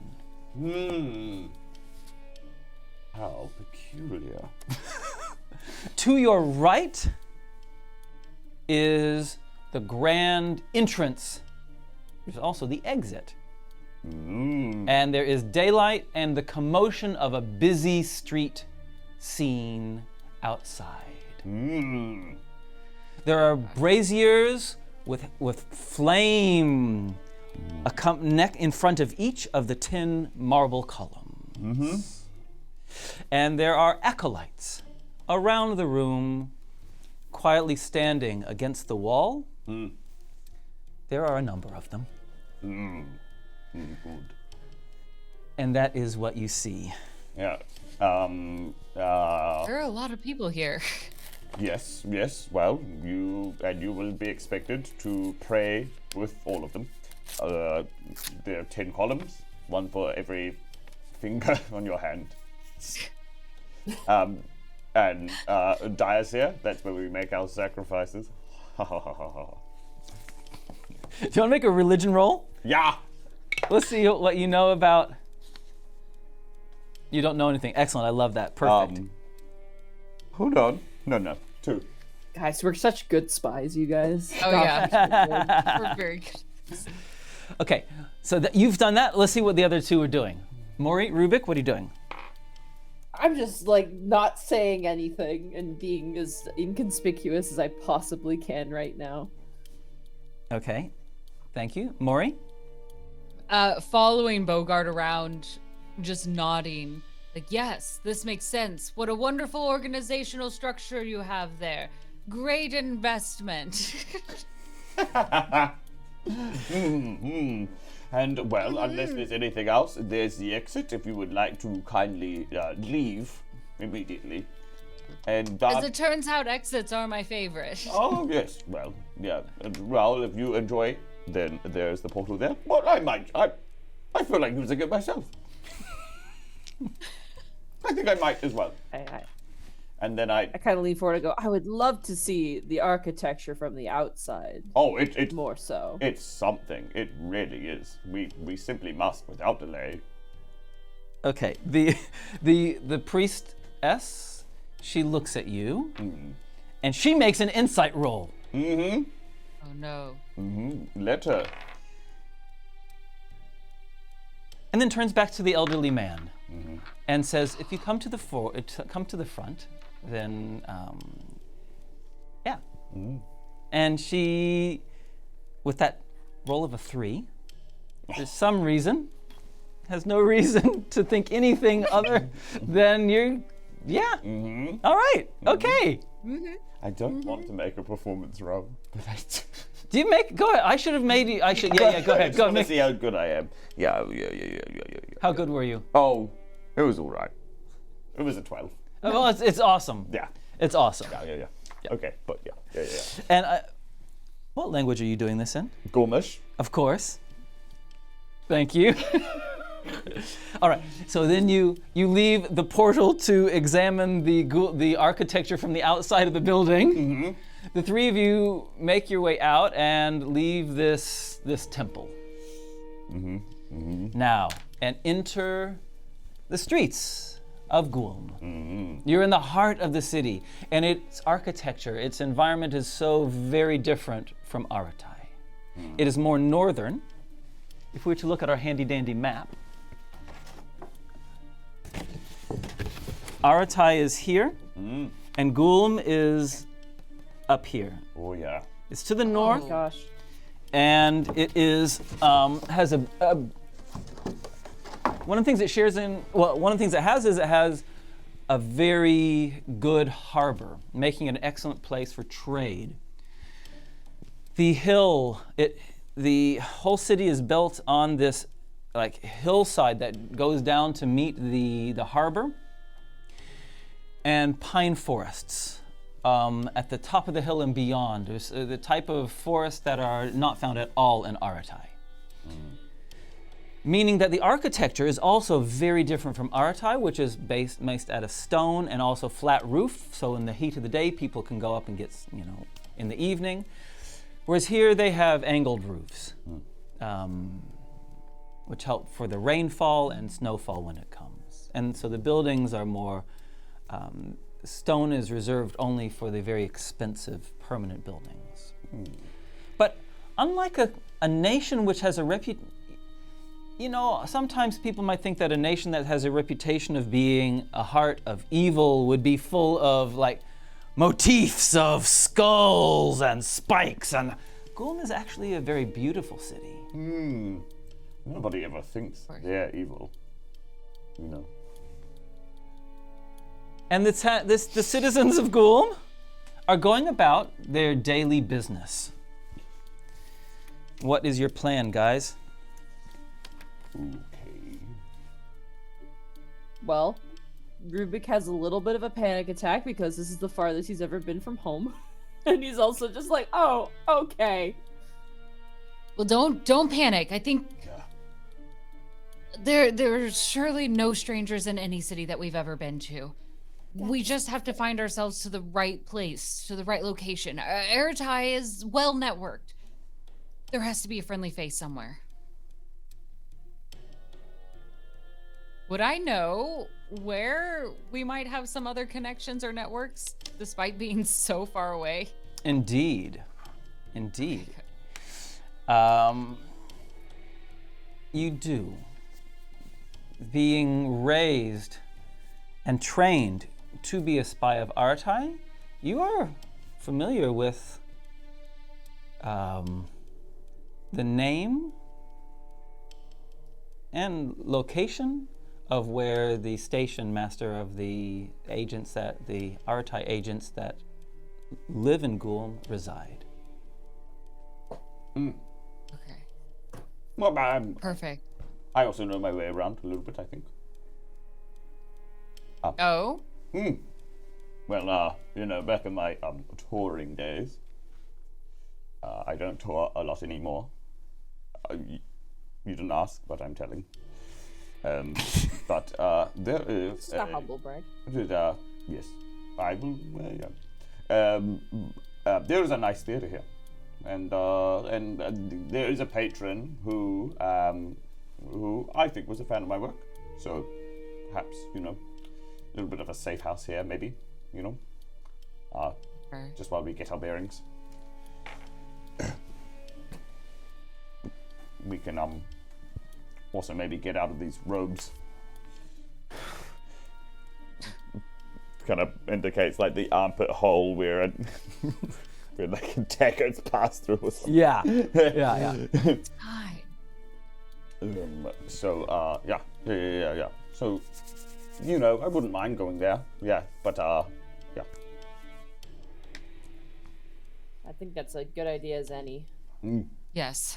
Let's take advantage of that, and whatever we do, let's move quickly, because I assume at some point in time they're going to find out the actual Volcano Island is no longer shipping anything that they need.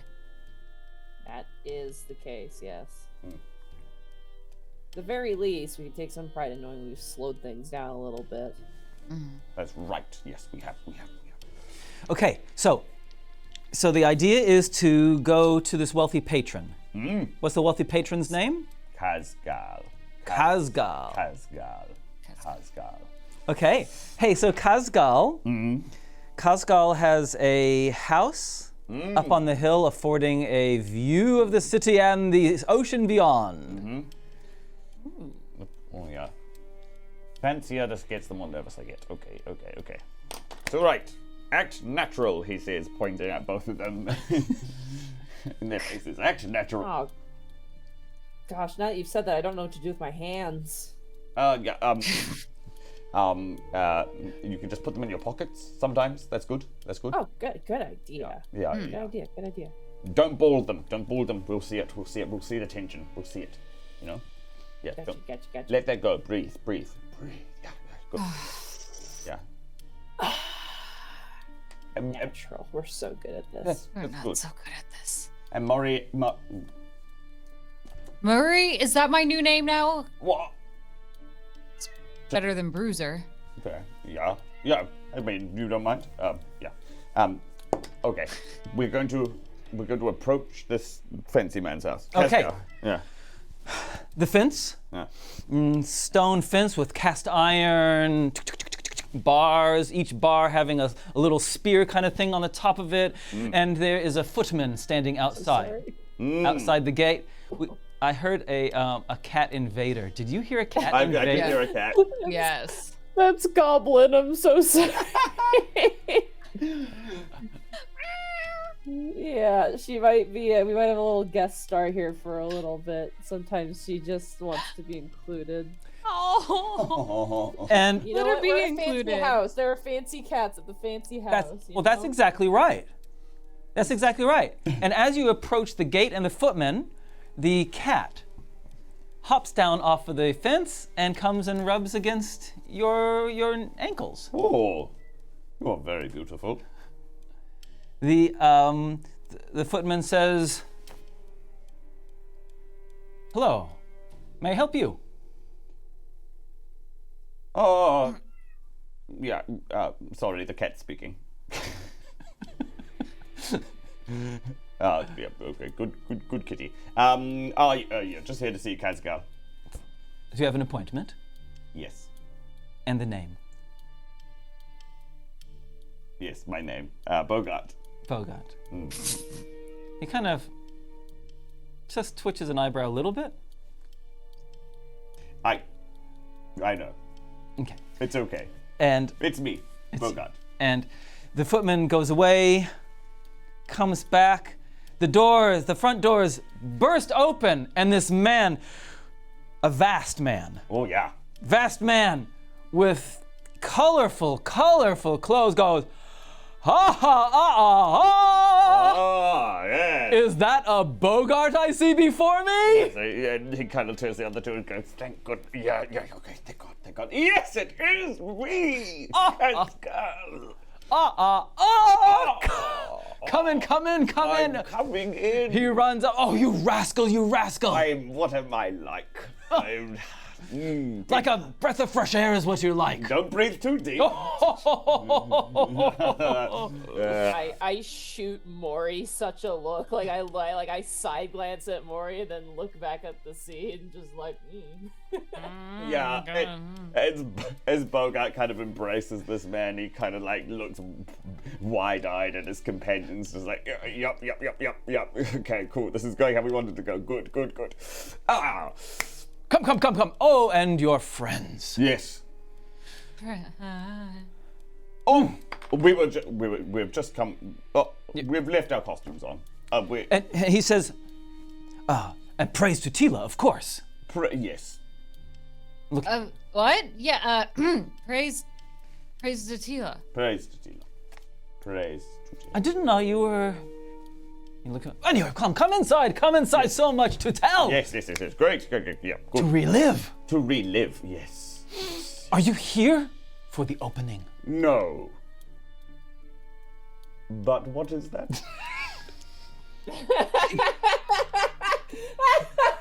Wow. Oh my god. Just Trubie's face there went on a journey, and then I'm like, yep, and there it is. The opening. There's quite a festival planned. Mm-hmm. And he leads you inside, and he says, "Spot!" And a boy wearing the same kind of livery as thought the it was the cat. No. A boy wearing the same livery as the footman. Yes. Runs in and says, "Spot. A selection of nibbles and drinks, please." Spot makes a curt bow. Yeah. And goes off, and he beckons you into an overly cushioned room. Oh. Well. I never thought I'd say such a thing, but this is too many cushions. And then it kind of gestures to his teammates. He's like, sit. Yeah. Ooh, nice. Yeah, good It's cushion. like in a Goofy movie, I sat in like a beanbag chair and like just sink like 50 feet into it, like help, and like my arms are just kind of like being drawn in like a sinking like a sand trap or something. Bogart's I'm like, fine. I'd like to stand behind the two of them as they sink into the couch. You know, actually, the longer I sit, the more comfortable it becomes. This is great. Bogart immediately reclines on a chaise lounge. Yeah, and picks up like a nearby pipe. He's trying to act very comfortable here. Mm-hmm. Yeah. Okay. So, Kazgal, his large frame goes from reposing to. So, No, why are you here? I will tell you.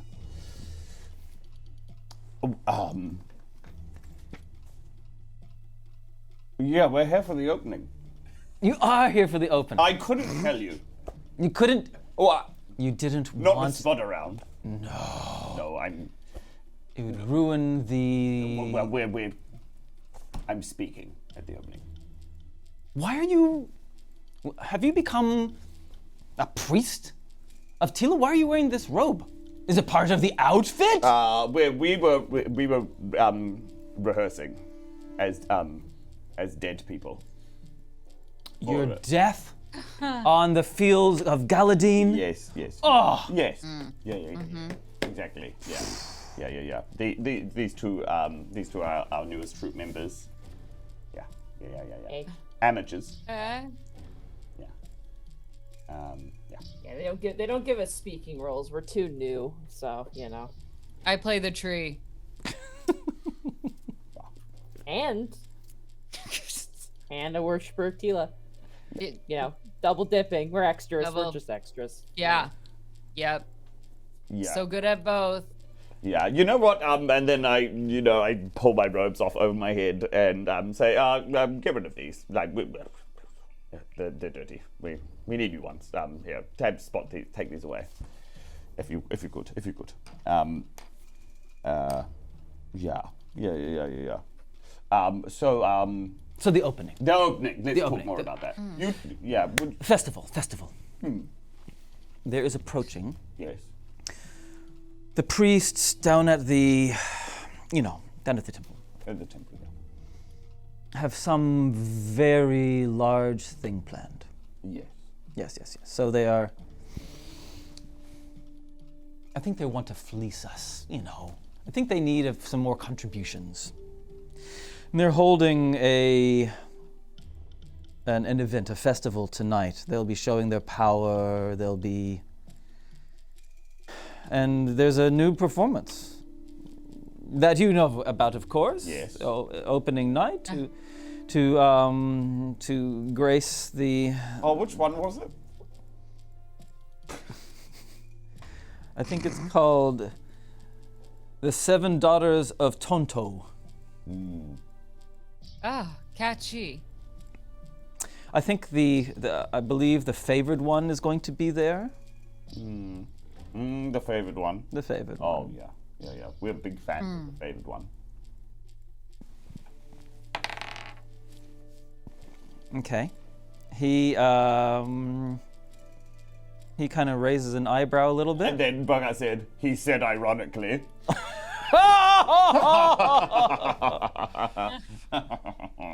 Yes. Yes. Maury's always going to be laughing like 3 seconds after everyone else, not understanding any of this.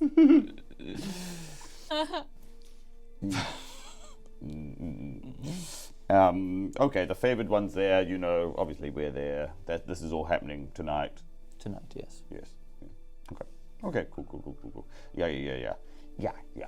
We just I just wanted to see if you're in attendance. Yes. Yes. Yeah. They're wanting contributions. Oh yes. They're wanting contributions from the, from the more wealthy of us here in Gulm. Apparently, whatever they're doing involves a lot of gold or is expensive, and for the honor of Gulm, of course, we arise. And,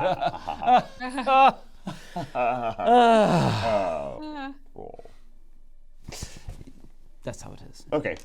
Okay. Yeah, you're good. Okay, well, Kazgal. It's been real nice. He's like, he kind of looks entreatingly towards his teammates, and he's like, yep. I don't. This is information. Great. Well, we are just going to. We're going to leave. You haven't even had the refreshments. I know, but I just remembered. We're young. Yeah, we've got. Do they have clothes? Can we get clothes? Oh yeah. Do you have any clothes? I have many clothes. Yeah. Our case. One of our cases got lost on the way. It was yeah. We ran into a swamp, and one of the cases fell off, and our clothes In were a ruined. swamp? In a swamp. Oh, the stench. Yeah. Yes, exactly. Unbearable. Unbearable. Yeah. It was a very sulfurous swamp, you know. So. Ah, that is the Right, aroma that yeah. I am Exactly. Yes, that's Yeah, I a good am explanation. so sorry. You might need to burn this cushion once I'm out of it. If I could get out of it, I am sinking slowly. Help! Bogart just like pats Rubik on the head. Oh, yeah. So a change of clothes would be nice. Just something respectable, so I can shoplift this thing and not look like a total dolt. Yes. Yeah. Certainly, no problem. Of course. Spot comes in, deposits a selection of beverages and foods, and as he's turning, accidentally knocks over a plate that has some baked goods on it. They fall on the floor. And Kazgal says, "Out, damn Spot!"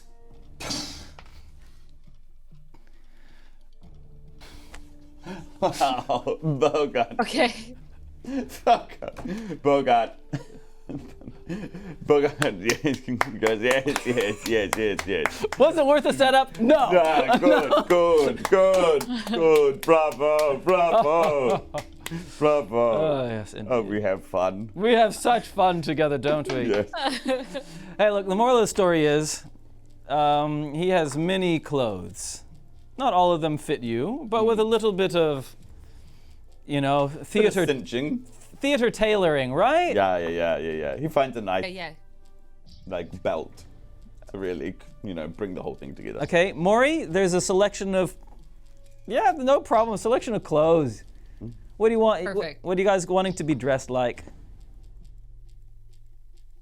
I would like to look for something that seems very in style for the area so she can blend in. Like what it is, but a little more neutralized.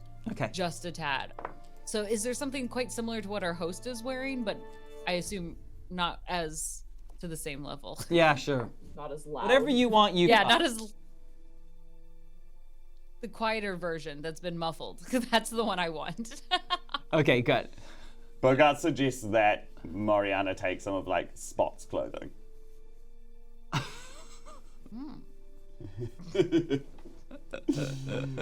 Poor Spot. Yes. Okay, and Rubik, you've got some clothes on as well, yeah? Yeah. Probably some sort of long fur trimmed jacket, something kind of like those bomber jackets, but a long robe sized one. Nice. Cool. All right, and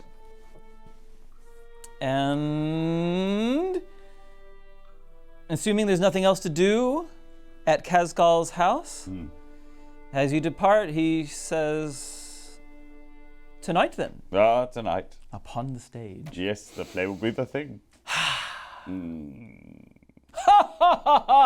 Such a wonder to see you again. Yes. Don't look out for me. don't look. Okay, and then once they're far enough away, he's like, okay. He turns to his the members of his team. He's like, okay, right.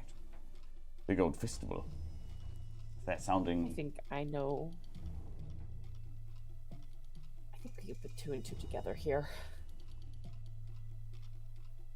What are we putting together?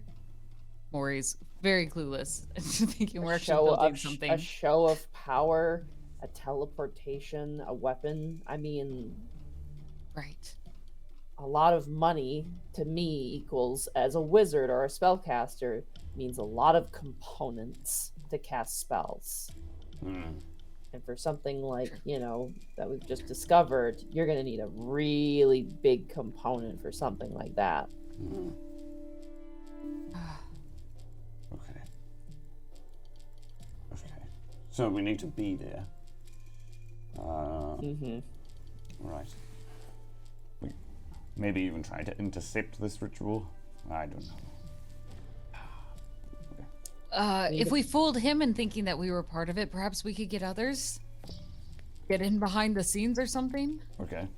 I mean this with no disrespect to your friend Kazgal, but he's, and I mean this very politely, a few pages short of a full book. I have a feeling people are going to be a bit more attentive and smart. But then again, I don't really know this place that well. And I just kind of look around at Golem and just kind of take in the sights. Yes, you're right. My prestige might not win every heart over. You have the right of it, Rubik. What time of day is it right now? We will roll the 12-sided dice of daylight. Daylight. It is, you've come out of his house late afternoon.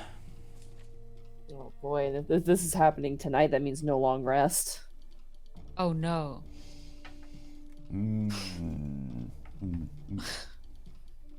It's Bogart kind of sees the sun may be approaching like dusk.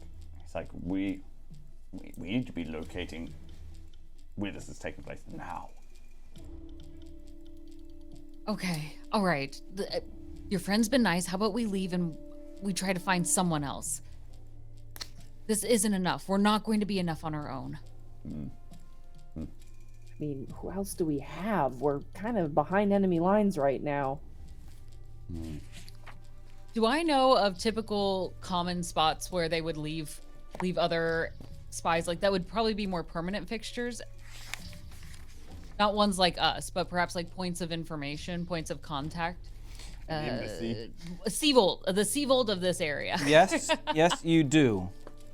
Okay. Yep. Perfect. Okay. You know what? I think I know of someone. I think we can hop over to there and we can find them. We just need to find wherever they have like the merchants are. There's a station master that typically is always in charge of the different areas. And if we can find them, then we can find out where we're supposed to go. So if we find that area, which I don't know anywhere around this area, but perhaps your friend can help us and point us in the right direction. And then maybe we don't have to keep saying for Tila. Yeah. Okay.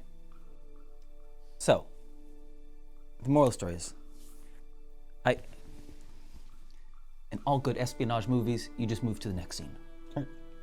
I just want to know how fast you do that by an investigation roll. Mori hit me with an investigation roll, and that will determine how quickly it takes you to piece together this information of where to find that merchant area. It's an 8. An 8, okay. It takes you a couple of hours. The 3 days. The sun has set when you find the house that you were looking for. And do you know the name of the person that you're looking for? Yes. I've met them, Inaria, at some point in time. Seavold mentioned it in passing. She is probably in late 30s at that end. I'm looking for specifically a silver ring with a leaf motif on the middle finger. Like that's the little symbol to indicate. As you approach the house of Inaria, you've taken a little bit too long to get here. People are getting into a cart, a wealthy cart, and they're dressed to be going someplace. Fancy. And there is a woman in her late 30s, who's getting into the cart. Excuse me, sorry, please don't go anywhere. We've traveled very far and we just have a few items we need to cover, please. And you approach, and there's just her in the back, and she has the driver of her cart in front, and she says, in Gulmish, "Oh, you're from Aratai. Do you speak Gulmish?" So, and you don't know what it's saying, but our translator does. Ambition. And she says, I can speak in the Aratai language. That is fine. It's fine. I just needed a few last minute items for my.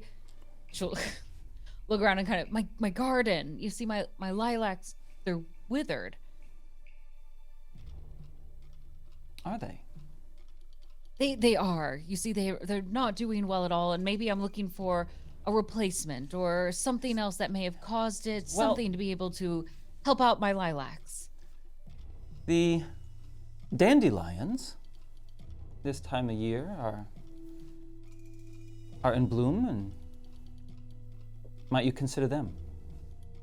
You don't say, dandelions. That just sounds sublime. Come, hop in the cart with us. Thank you. Yes. Come on. And she turns to the driver and Shuffling. says to the driver, "Thank you. I feel like driving the horses myself tonight with my newfound friends. You're excused." And he dismounts and off the front of the cart and disappears back into the house. Okay, yes, and she takes the reins and starts going through the streets and says, yes, what is this about? Listen, we've gotten here by, what was the thing called again? The little portal thing? A teleportation circle. What she said, what he said, sorry, the teleportation circle, right? So we're here, we're not supposed to be here. We came from a volcanic island, and it sounds like there might be a couple things going on this evening. I'm really clearly terrible at the summary of it. She'll turn to Bogart. He's much better with words. Oh, did you want me to? Yeah, so, yes, we investigated the island of Doomy stuff. I used the teleportation as my associate here says. And we understand that there's some sort of festival here tonight. We have a suspicion that perhaps it's related to a teleportation ritual rite, transportation of a weapon that we may have just acquired information on. We don't have explicit information that links these two things. It's more of a hunch. But if we're right, then we really should be here. You have reason to We be. believe that Go ahead, go please. You go, Monty. we believe that there is a plan to teleport this large weapon into Aratai, whether to destroy it or whether the teleportation is the act of destroying. We don't know. You're right to be concerned. It's perhaps fortuitous that you're here. Yes, the festival is to. I'm going to the festival myself. It is to raise funds for my agents. Inform me that, well, the best information I have is that it is to raise funds for the final completion of a grand weapon that will aid Tila. And it has something to do with the favored one.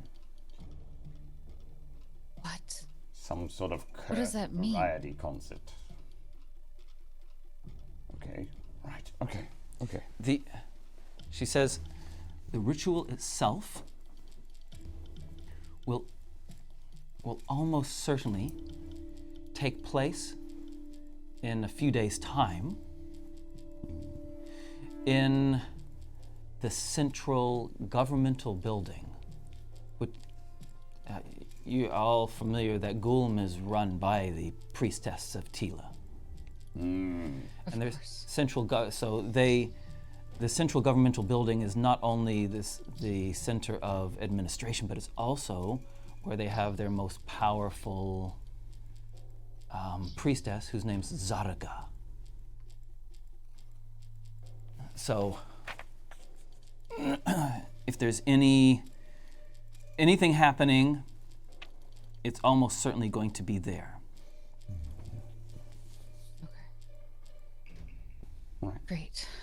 So it seems we have two opportunities to sort of undermine this operation. There's the funding concert.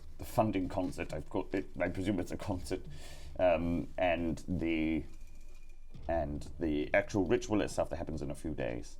So Rubik, if what you're saying is true, they'll be gathering some sort of resource for this ritual tonight. So maybe we can cut it off at the pass here and now, if we can maybe undermine this festival. She says, if you're wanting to gain access to that governmental building, the only people I've never been able to enter that building. The priests and priestesses of Tila wear a ring, an enchanted ring that allows them to enter the temple. Without it, you are barred. No one may enter without a ring. Do you have any contacts that can get us a ring? Something on short notice. Obviously, we're on a time crunch here. No, they're enchanted. Only priests and priestesses of power will have those rings, and they never take them off. Okay. But there will likely be priests or priestesses in attendance to the festival tonight. Including Zaraga herself. Okay. So you're suggesting what, we pick one up while we're out and about in the crowd? 3.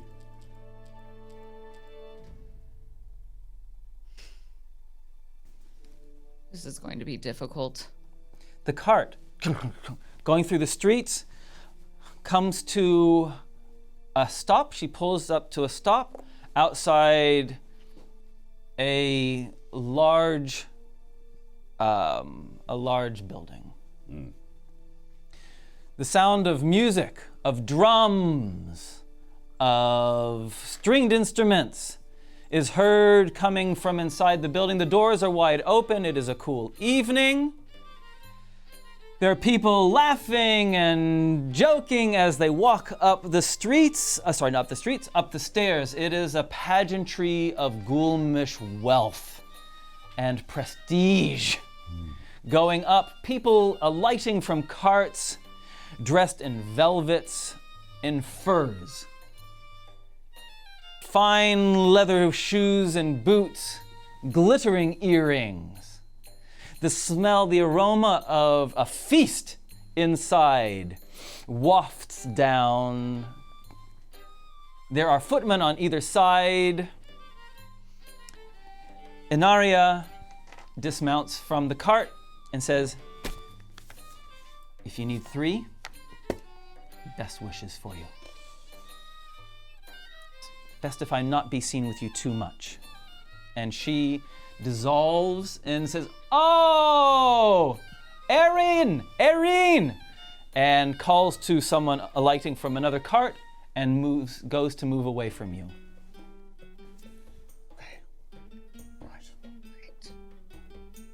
Okay, so first things first is we need to find a ring, everyone. If we can get a ring, then we can get in anywhere. In terms of getting them to remove their rings, I might have a solution for that. Okay, that's great. I'm all ears. Well, you can't really keep a ring on your finger when you're asleep when someone pulls it off, now can you? You can't just go around putting people to sleep in public places. Somebody might notice. That's why we need to make sure they're not in a public place. A deceit. Yes, okay, excellent. Okay. You know, we could convince someone to maybe go into a specific spot, and then bam, out comes a green dragonborn who puts you to sleep. Or perhaps we seduce someone, and they, we lead them somewhere, and then boom, you're asleep, and then we take a ring. Yeah. And then if anybody is suspicious, it's, so-and-so's been enjoying too much of the pleasantries. Rubik. You are thinking duplicitous. Listen, I may or may not have snuck into some, parties like this to enjoy some of the free samples in the past. So listen. Food is hard to come by when you spend all your money on some spell components, so you gotta make do and find your way into things sometimes, even though it gets you into trouble.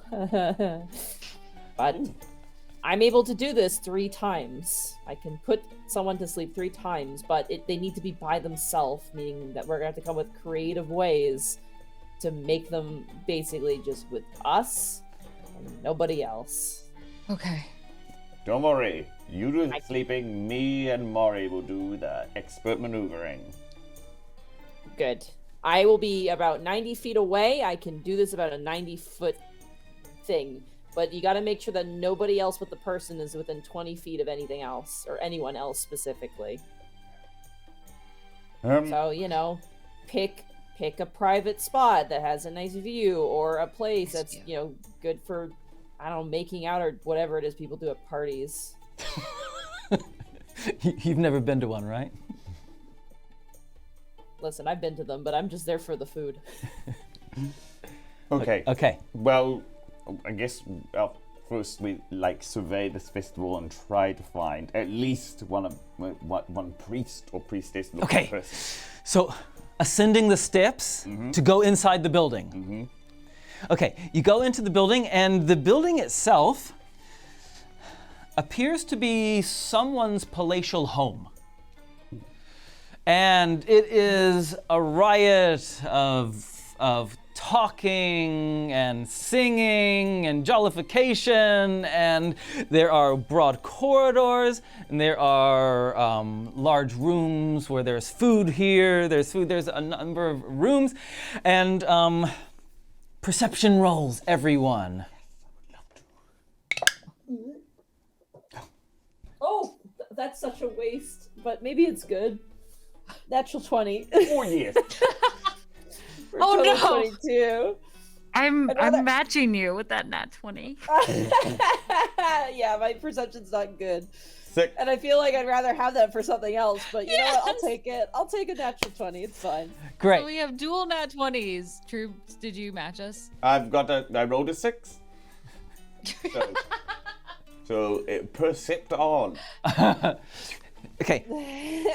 You go in, and there is, I'll give you a quick layout of the various rooms in this place. Okay. Okay, and the people that are in there. Yeah? Okay.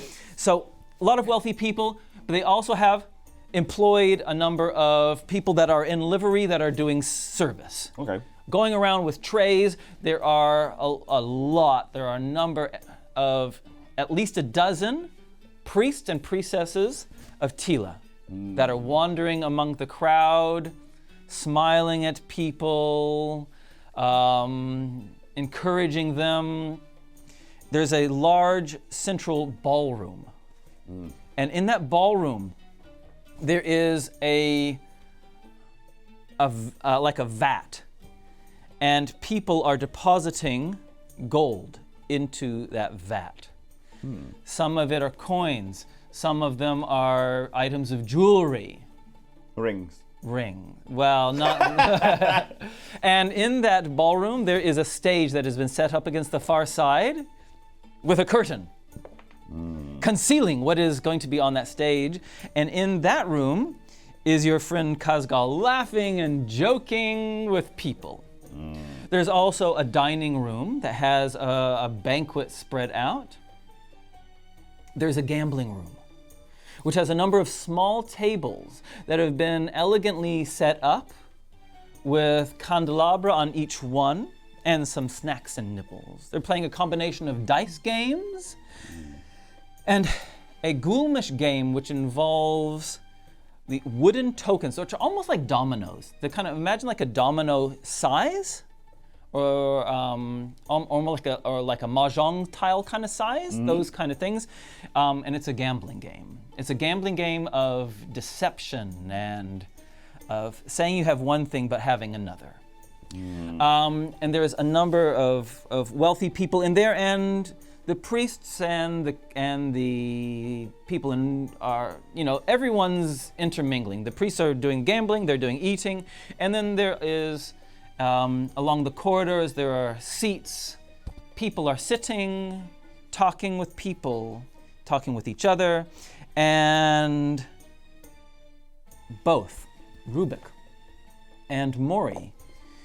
Not only do you see Inaria mingling with the rich and prestigious around the place, but you also see, seated quietly in one of the hallways on a small seat by herself, is a woman that you both recognize. Rubik, you've only seen her once You saw her coming out of the briefing room with Seavold with red eyes, kind of looking distressed. She's a human, she's a woman, she's human, she's late 20s, early, favorably featured. And Moriana, Yes. it is your old friend Takama sitting there.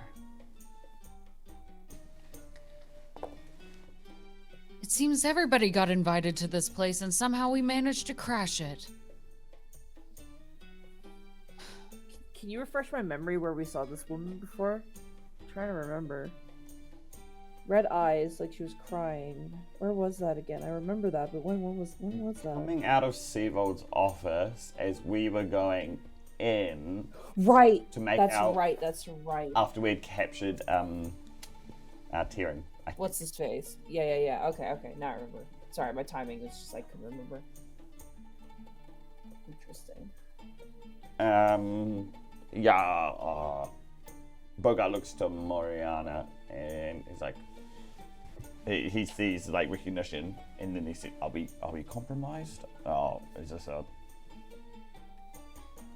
good person to run into, or like a bad person to run into?" Well, maybe it's not great for me, but we shouldn't be compromised as this. But honestly, it's surprised to see at least so many Aratai faces here. It feels sketchy and uncomfortable. I wasn't expecting them here, and Seavold didn't mention anything of them being here. I'm sure it'll be fine, but for now, let's lay low. Okay.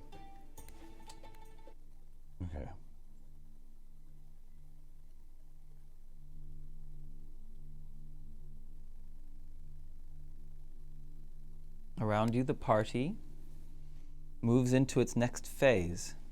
An announcer, dressed in livery, says, "You're all invited to the ballroom. The performance will begin." As dinging, a little triangle. Ding.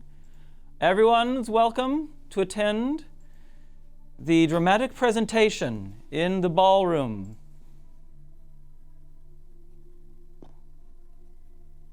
Sounds Do like we actually need to go? ring, yeah. Sounds like a lot of people all in one place at one time. Might be an opportunity.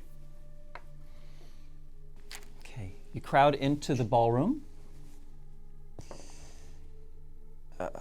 Mori, as you turn away and move towards the ballroom, Takama definitely catches your eye.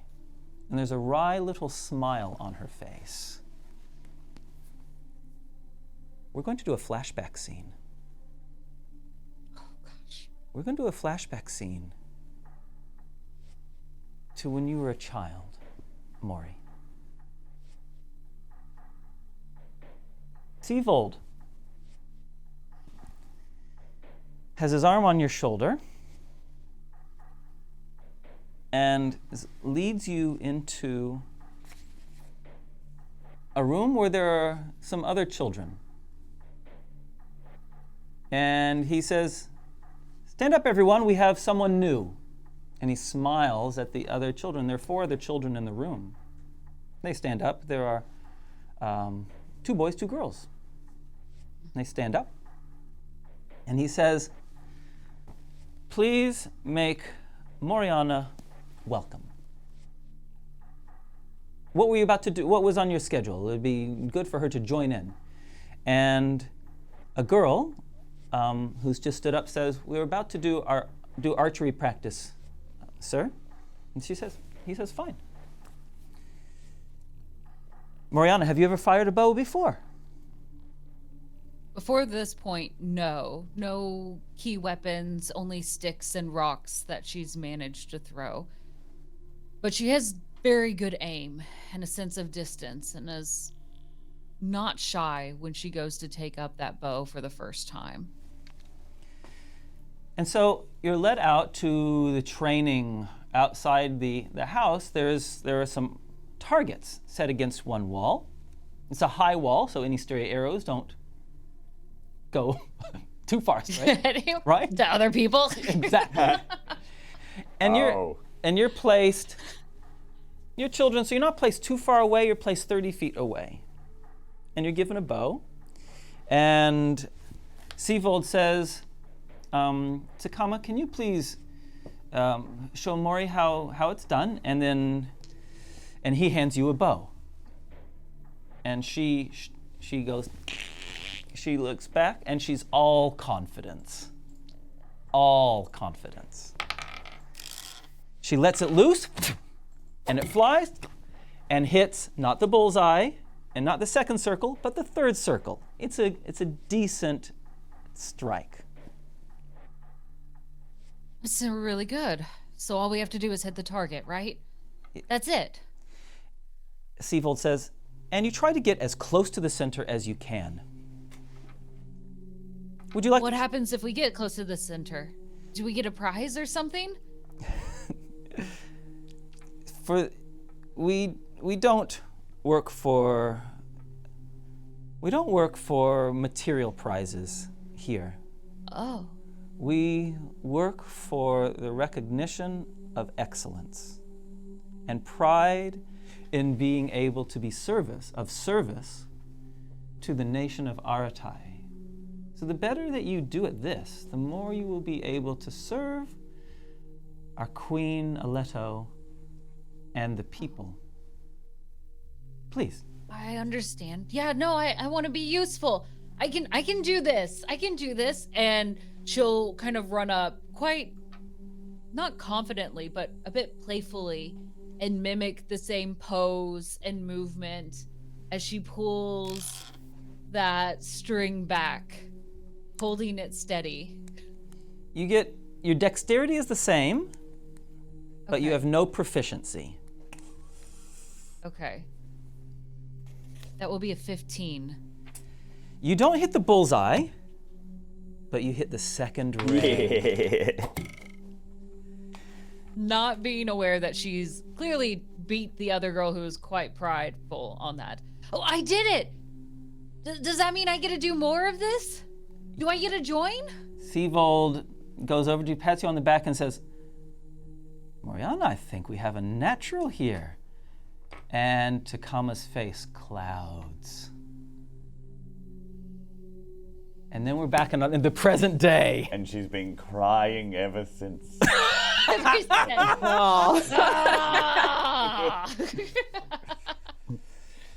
And in the ballroom, you come into the ballroom. I'd like to know, Trubie, MontyGlu, what are you wanting to do? And then we'll hear last from Caustic. Before any sort of like festivities are underway, Bogart makes like a scan of the room where he's like, okay, we are the priests and the priestesses. Like, are there any clustered around? Where are they right now? Okay. Yeah. And I can tell you straight away that your good friend Kazgal is standing next to some of them, only about 15 feet away, and he's talking to them and says, and you overhear him say, yes, and wonderful actor, and his friends have such a strong Aratai accent. And the priest looks over at you. MontyGlu, what are you doing? As long as I'm not caught in the gaze, I'm gonna try and, besides talking to individuals, what else are the priests doing? Are they like collecting, like, they're like collection boxes, or like basically like being handed money, or are they just kind of out and about? So the large kind of vessel in the middle of the room, it's like a tub, a golden tub kind of thing, has they've got a couple priests just kind of standing next to that as people deposit gold into it. Almost everyone else has come into the room and is facing the stage. ready for the dramatic presentation to take place. Their backs are to you. You guys have entered late. Almost no one that you can tell is paying any attention to you, except perhaps for Kazgal and the priests around Kazgal. Okay, so I've been noticed then. I'm caught in that glance. I would assume so, yes. Okay, then I can't do what I intended to do then. Damn. All right. Unless Bogart goes, Kazgal! My ears are burning. They're on fire. These are two big volcanoes of heat right now. I feel like you're talking about me. I was. I saw you. And then he like really tries to grab for their attention, and he's like, and so many friends around you, and tries to like really capture like the attention of the priests and like everyone around him as well. Do you want to make a performance roll? Oh yeah, absolutely. Do you? Absolutely. Oh, yep, 18. You succeed. Nice. Oh, Kazgal. And you're surrounded by so many beautiful associates. May I know their names? What are names when we could touch? And then he like grabs for their hands and like bestows kisses. Mwah, mwah, Yeah, okay, you have their mwah. hands. I hope he hasn't said too much about me. Mwah, mwah, mwah, One mwah. of them has a ring.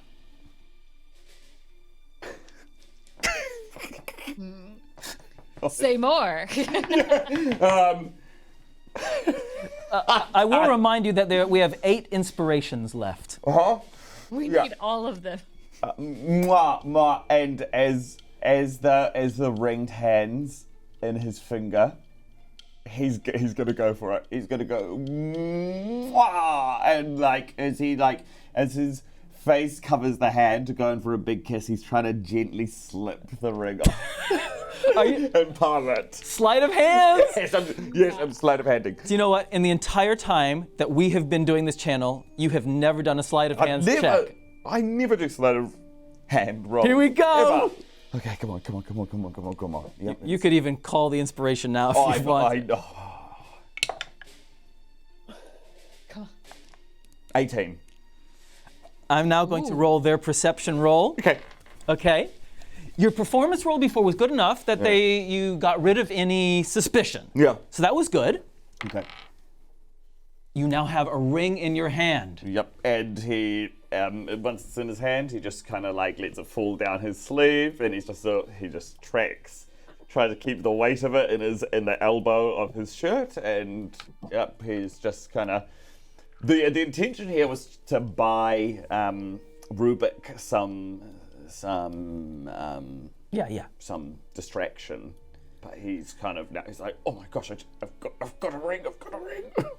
But now he's just trying to he's just crossing his arms and like so what has he said about me? And they start talking to you, and our camera moves back to Rubik and Mori. What are you doing, guys?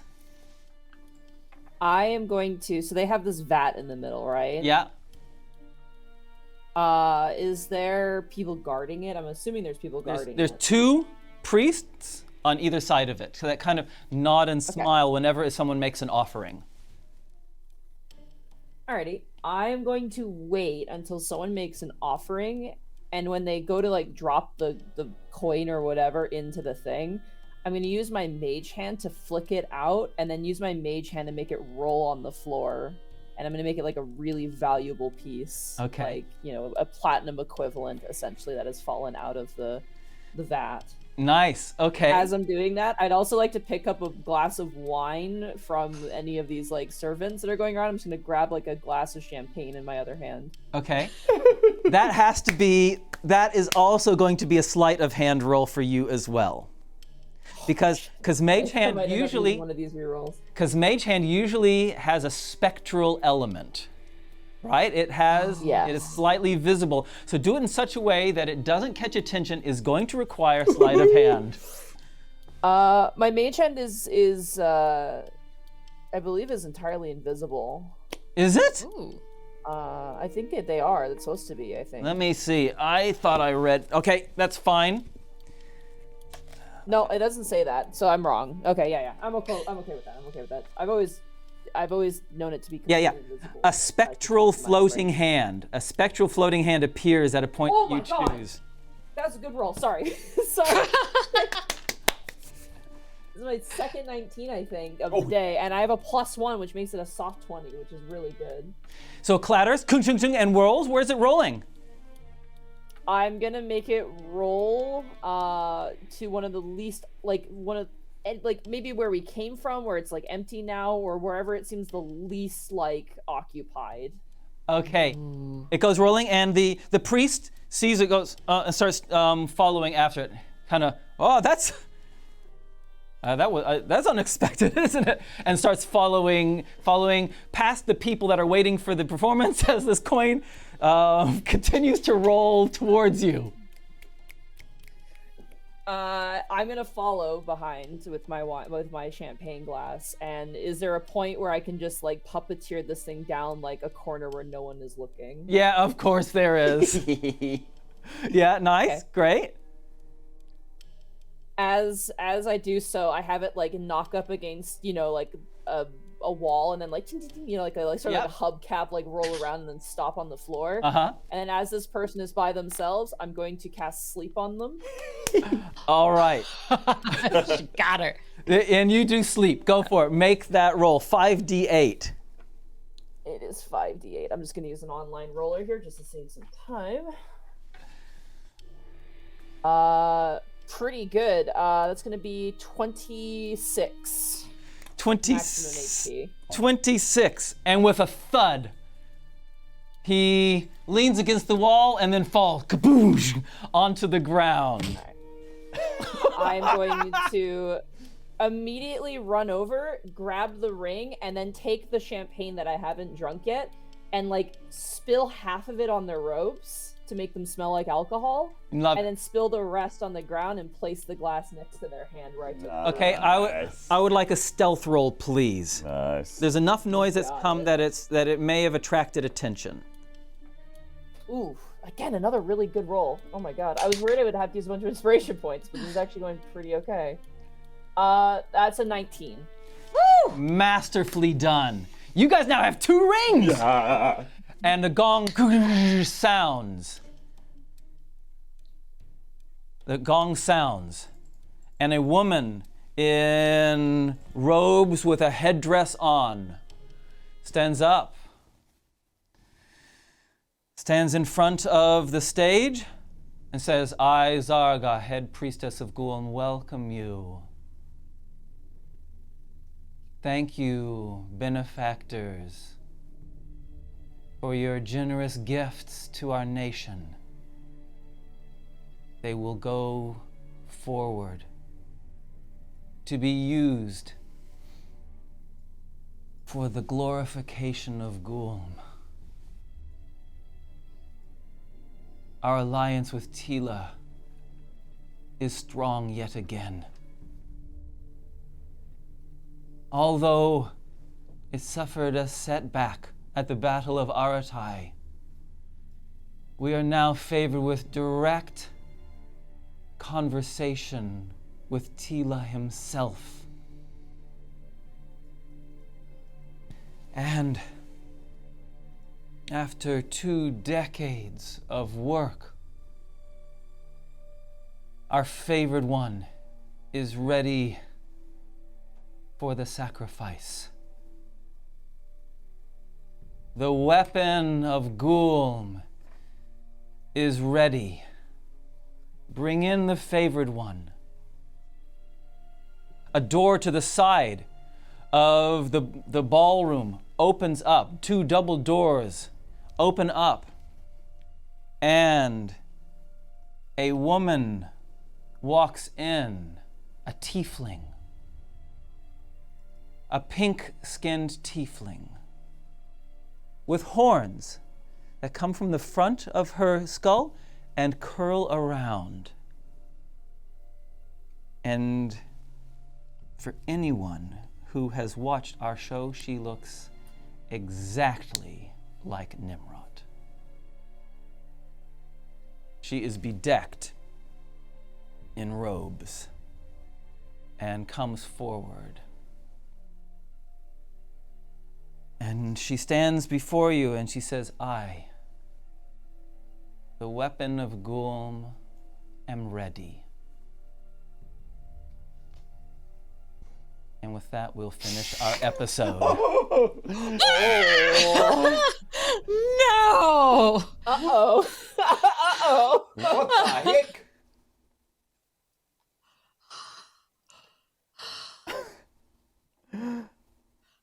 I am very concerned of how we're dropping this.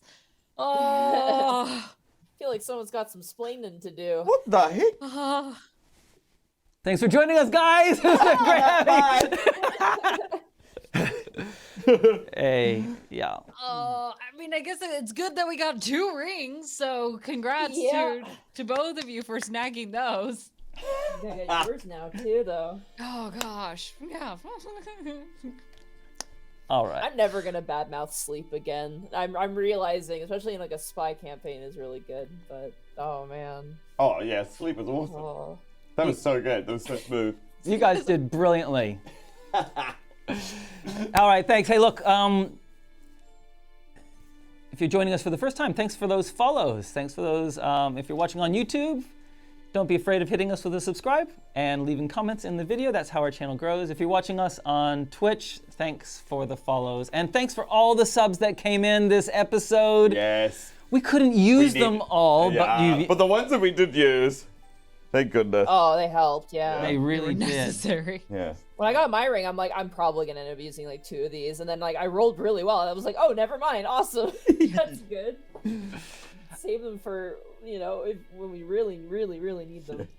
And to our sponsors, we have 4 sponsors that sponsor our show. We have a company called Bespoke Boutique here in New Zealand that makes accessories for the TTRPG world. They can everything from coasters to dice trays through to. Do we have a character book through to the most beautiful character journals you'll ever find. Then we have the Printable Dragon, who do all of our minis this year. They like the walls of the cavern walls, which looked so cool. Printable Dragon did those for us. Those look really good. And our minis, our custom minis for our campaign, they've made them. Thank you, Printable Dragon. And then we have BD&D, who make all the they don't make, but they sell all the D&D books and Magic the Gathering and all that kind of wonderful stuff. And if you use a discount code Dice Legenz, you get a 10% discount. Thank you, BD&D. Thank you, BD&D. We love you guys.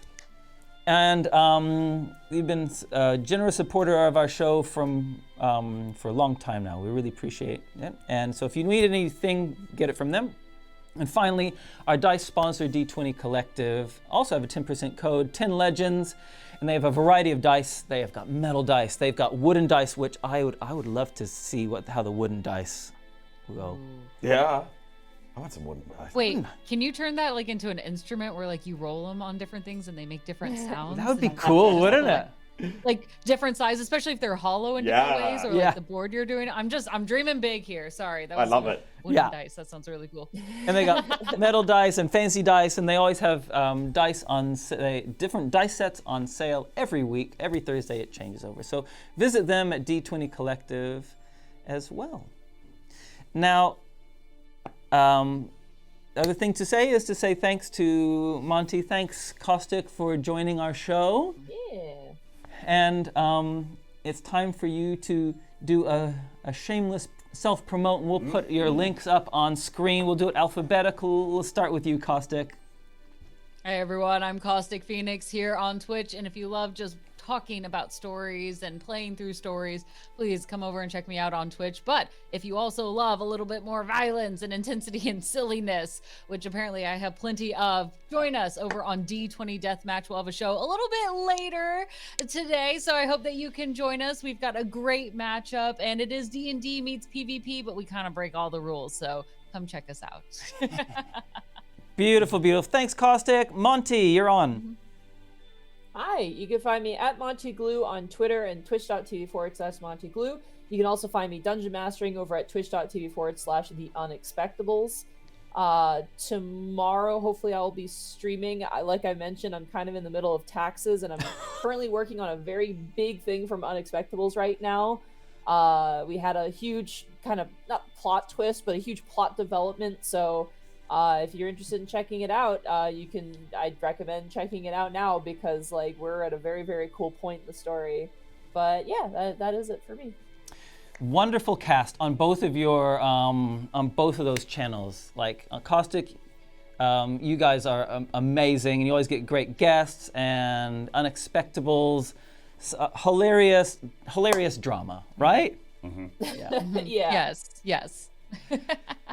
Thanks. Hey, brilliant. So just letting you know what we're doing on our show.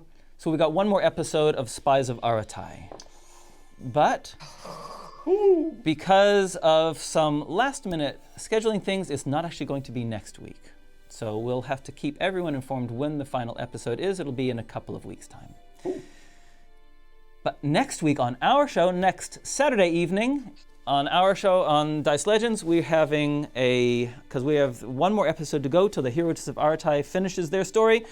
We're having next episode is a Bok Bok adventure. Our favorite. Oh my gosh. Wait, I don't remember. I know Bok Bok got left behind. Is this Bok Bok Returns? That's the idea. And MontyGlu played in a previous. I was there. Yeah. Played I the was sheep. a sheep with no actions. Yeah. Monty was part of Saving Private Bok Bok. Yeah, I was part of the Navy SEAL team with emphasis on the seal being an animal. That seems appropriate. I love this. Oh my god. So next weekend we've got another Saving Private Bok Bok episode. That's what we're going to be doing, and that's all we got to say. Other than thanks so much, tech crew. Yeah. Thanks, moderators, smooth moderators. Much love to everyone. Thanks for everyone in the chat. We will catch you next time. Roll those credits.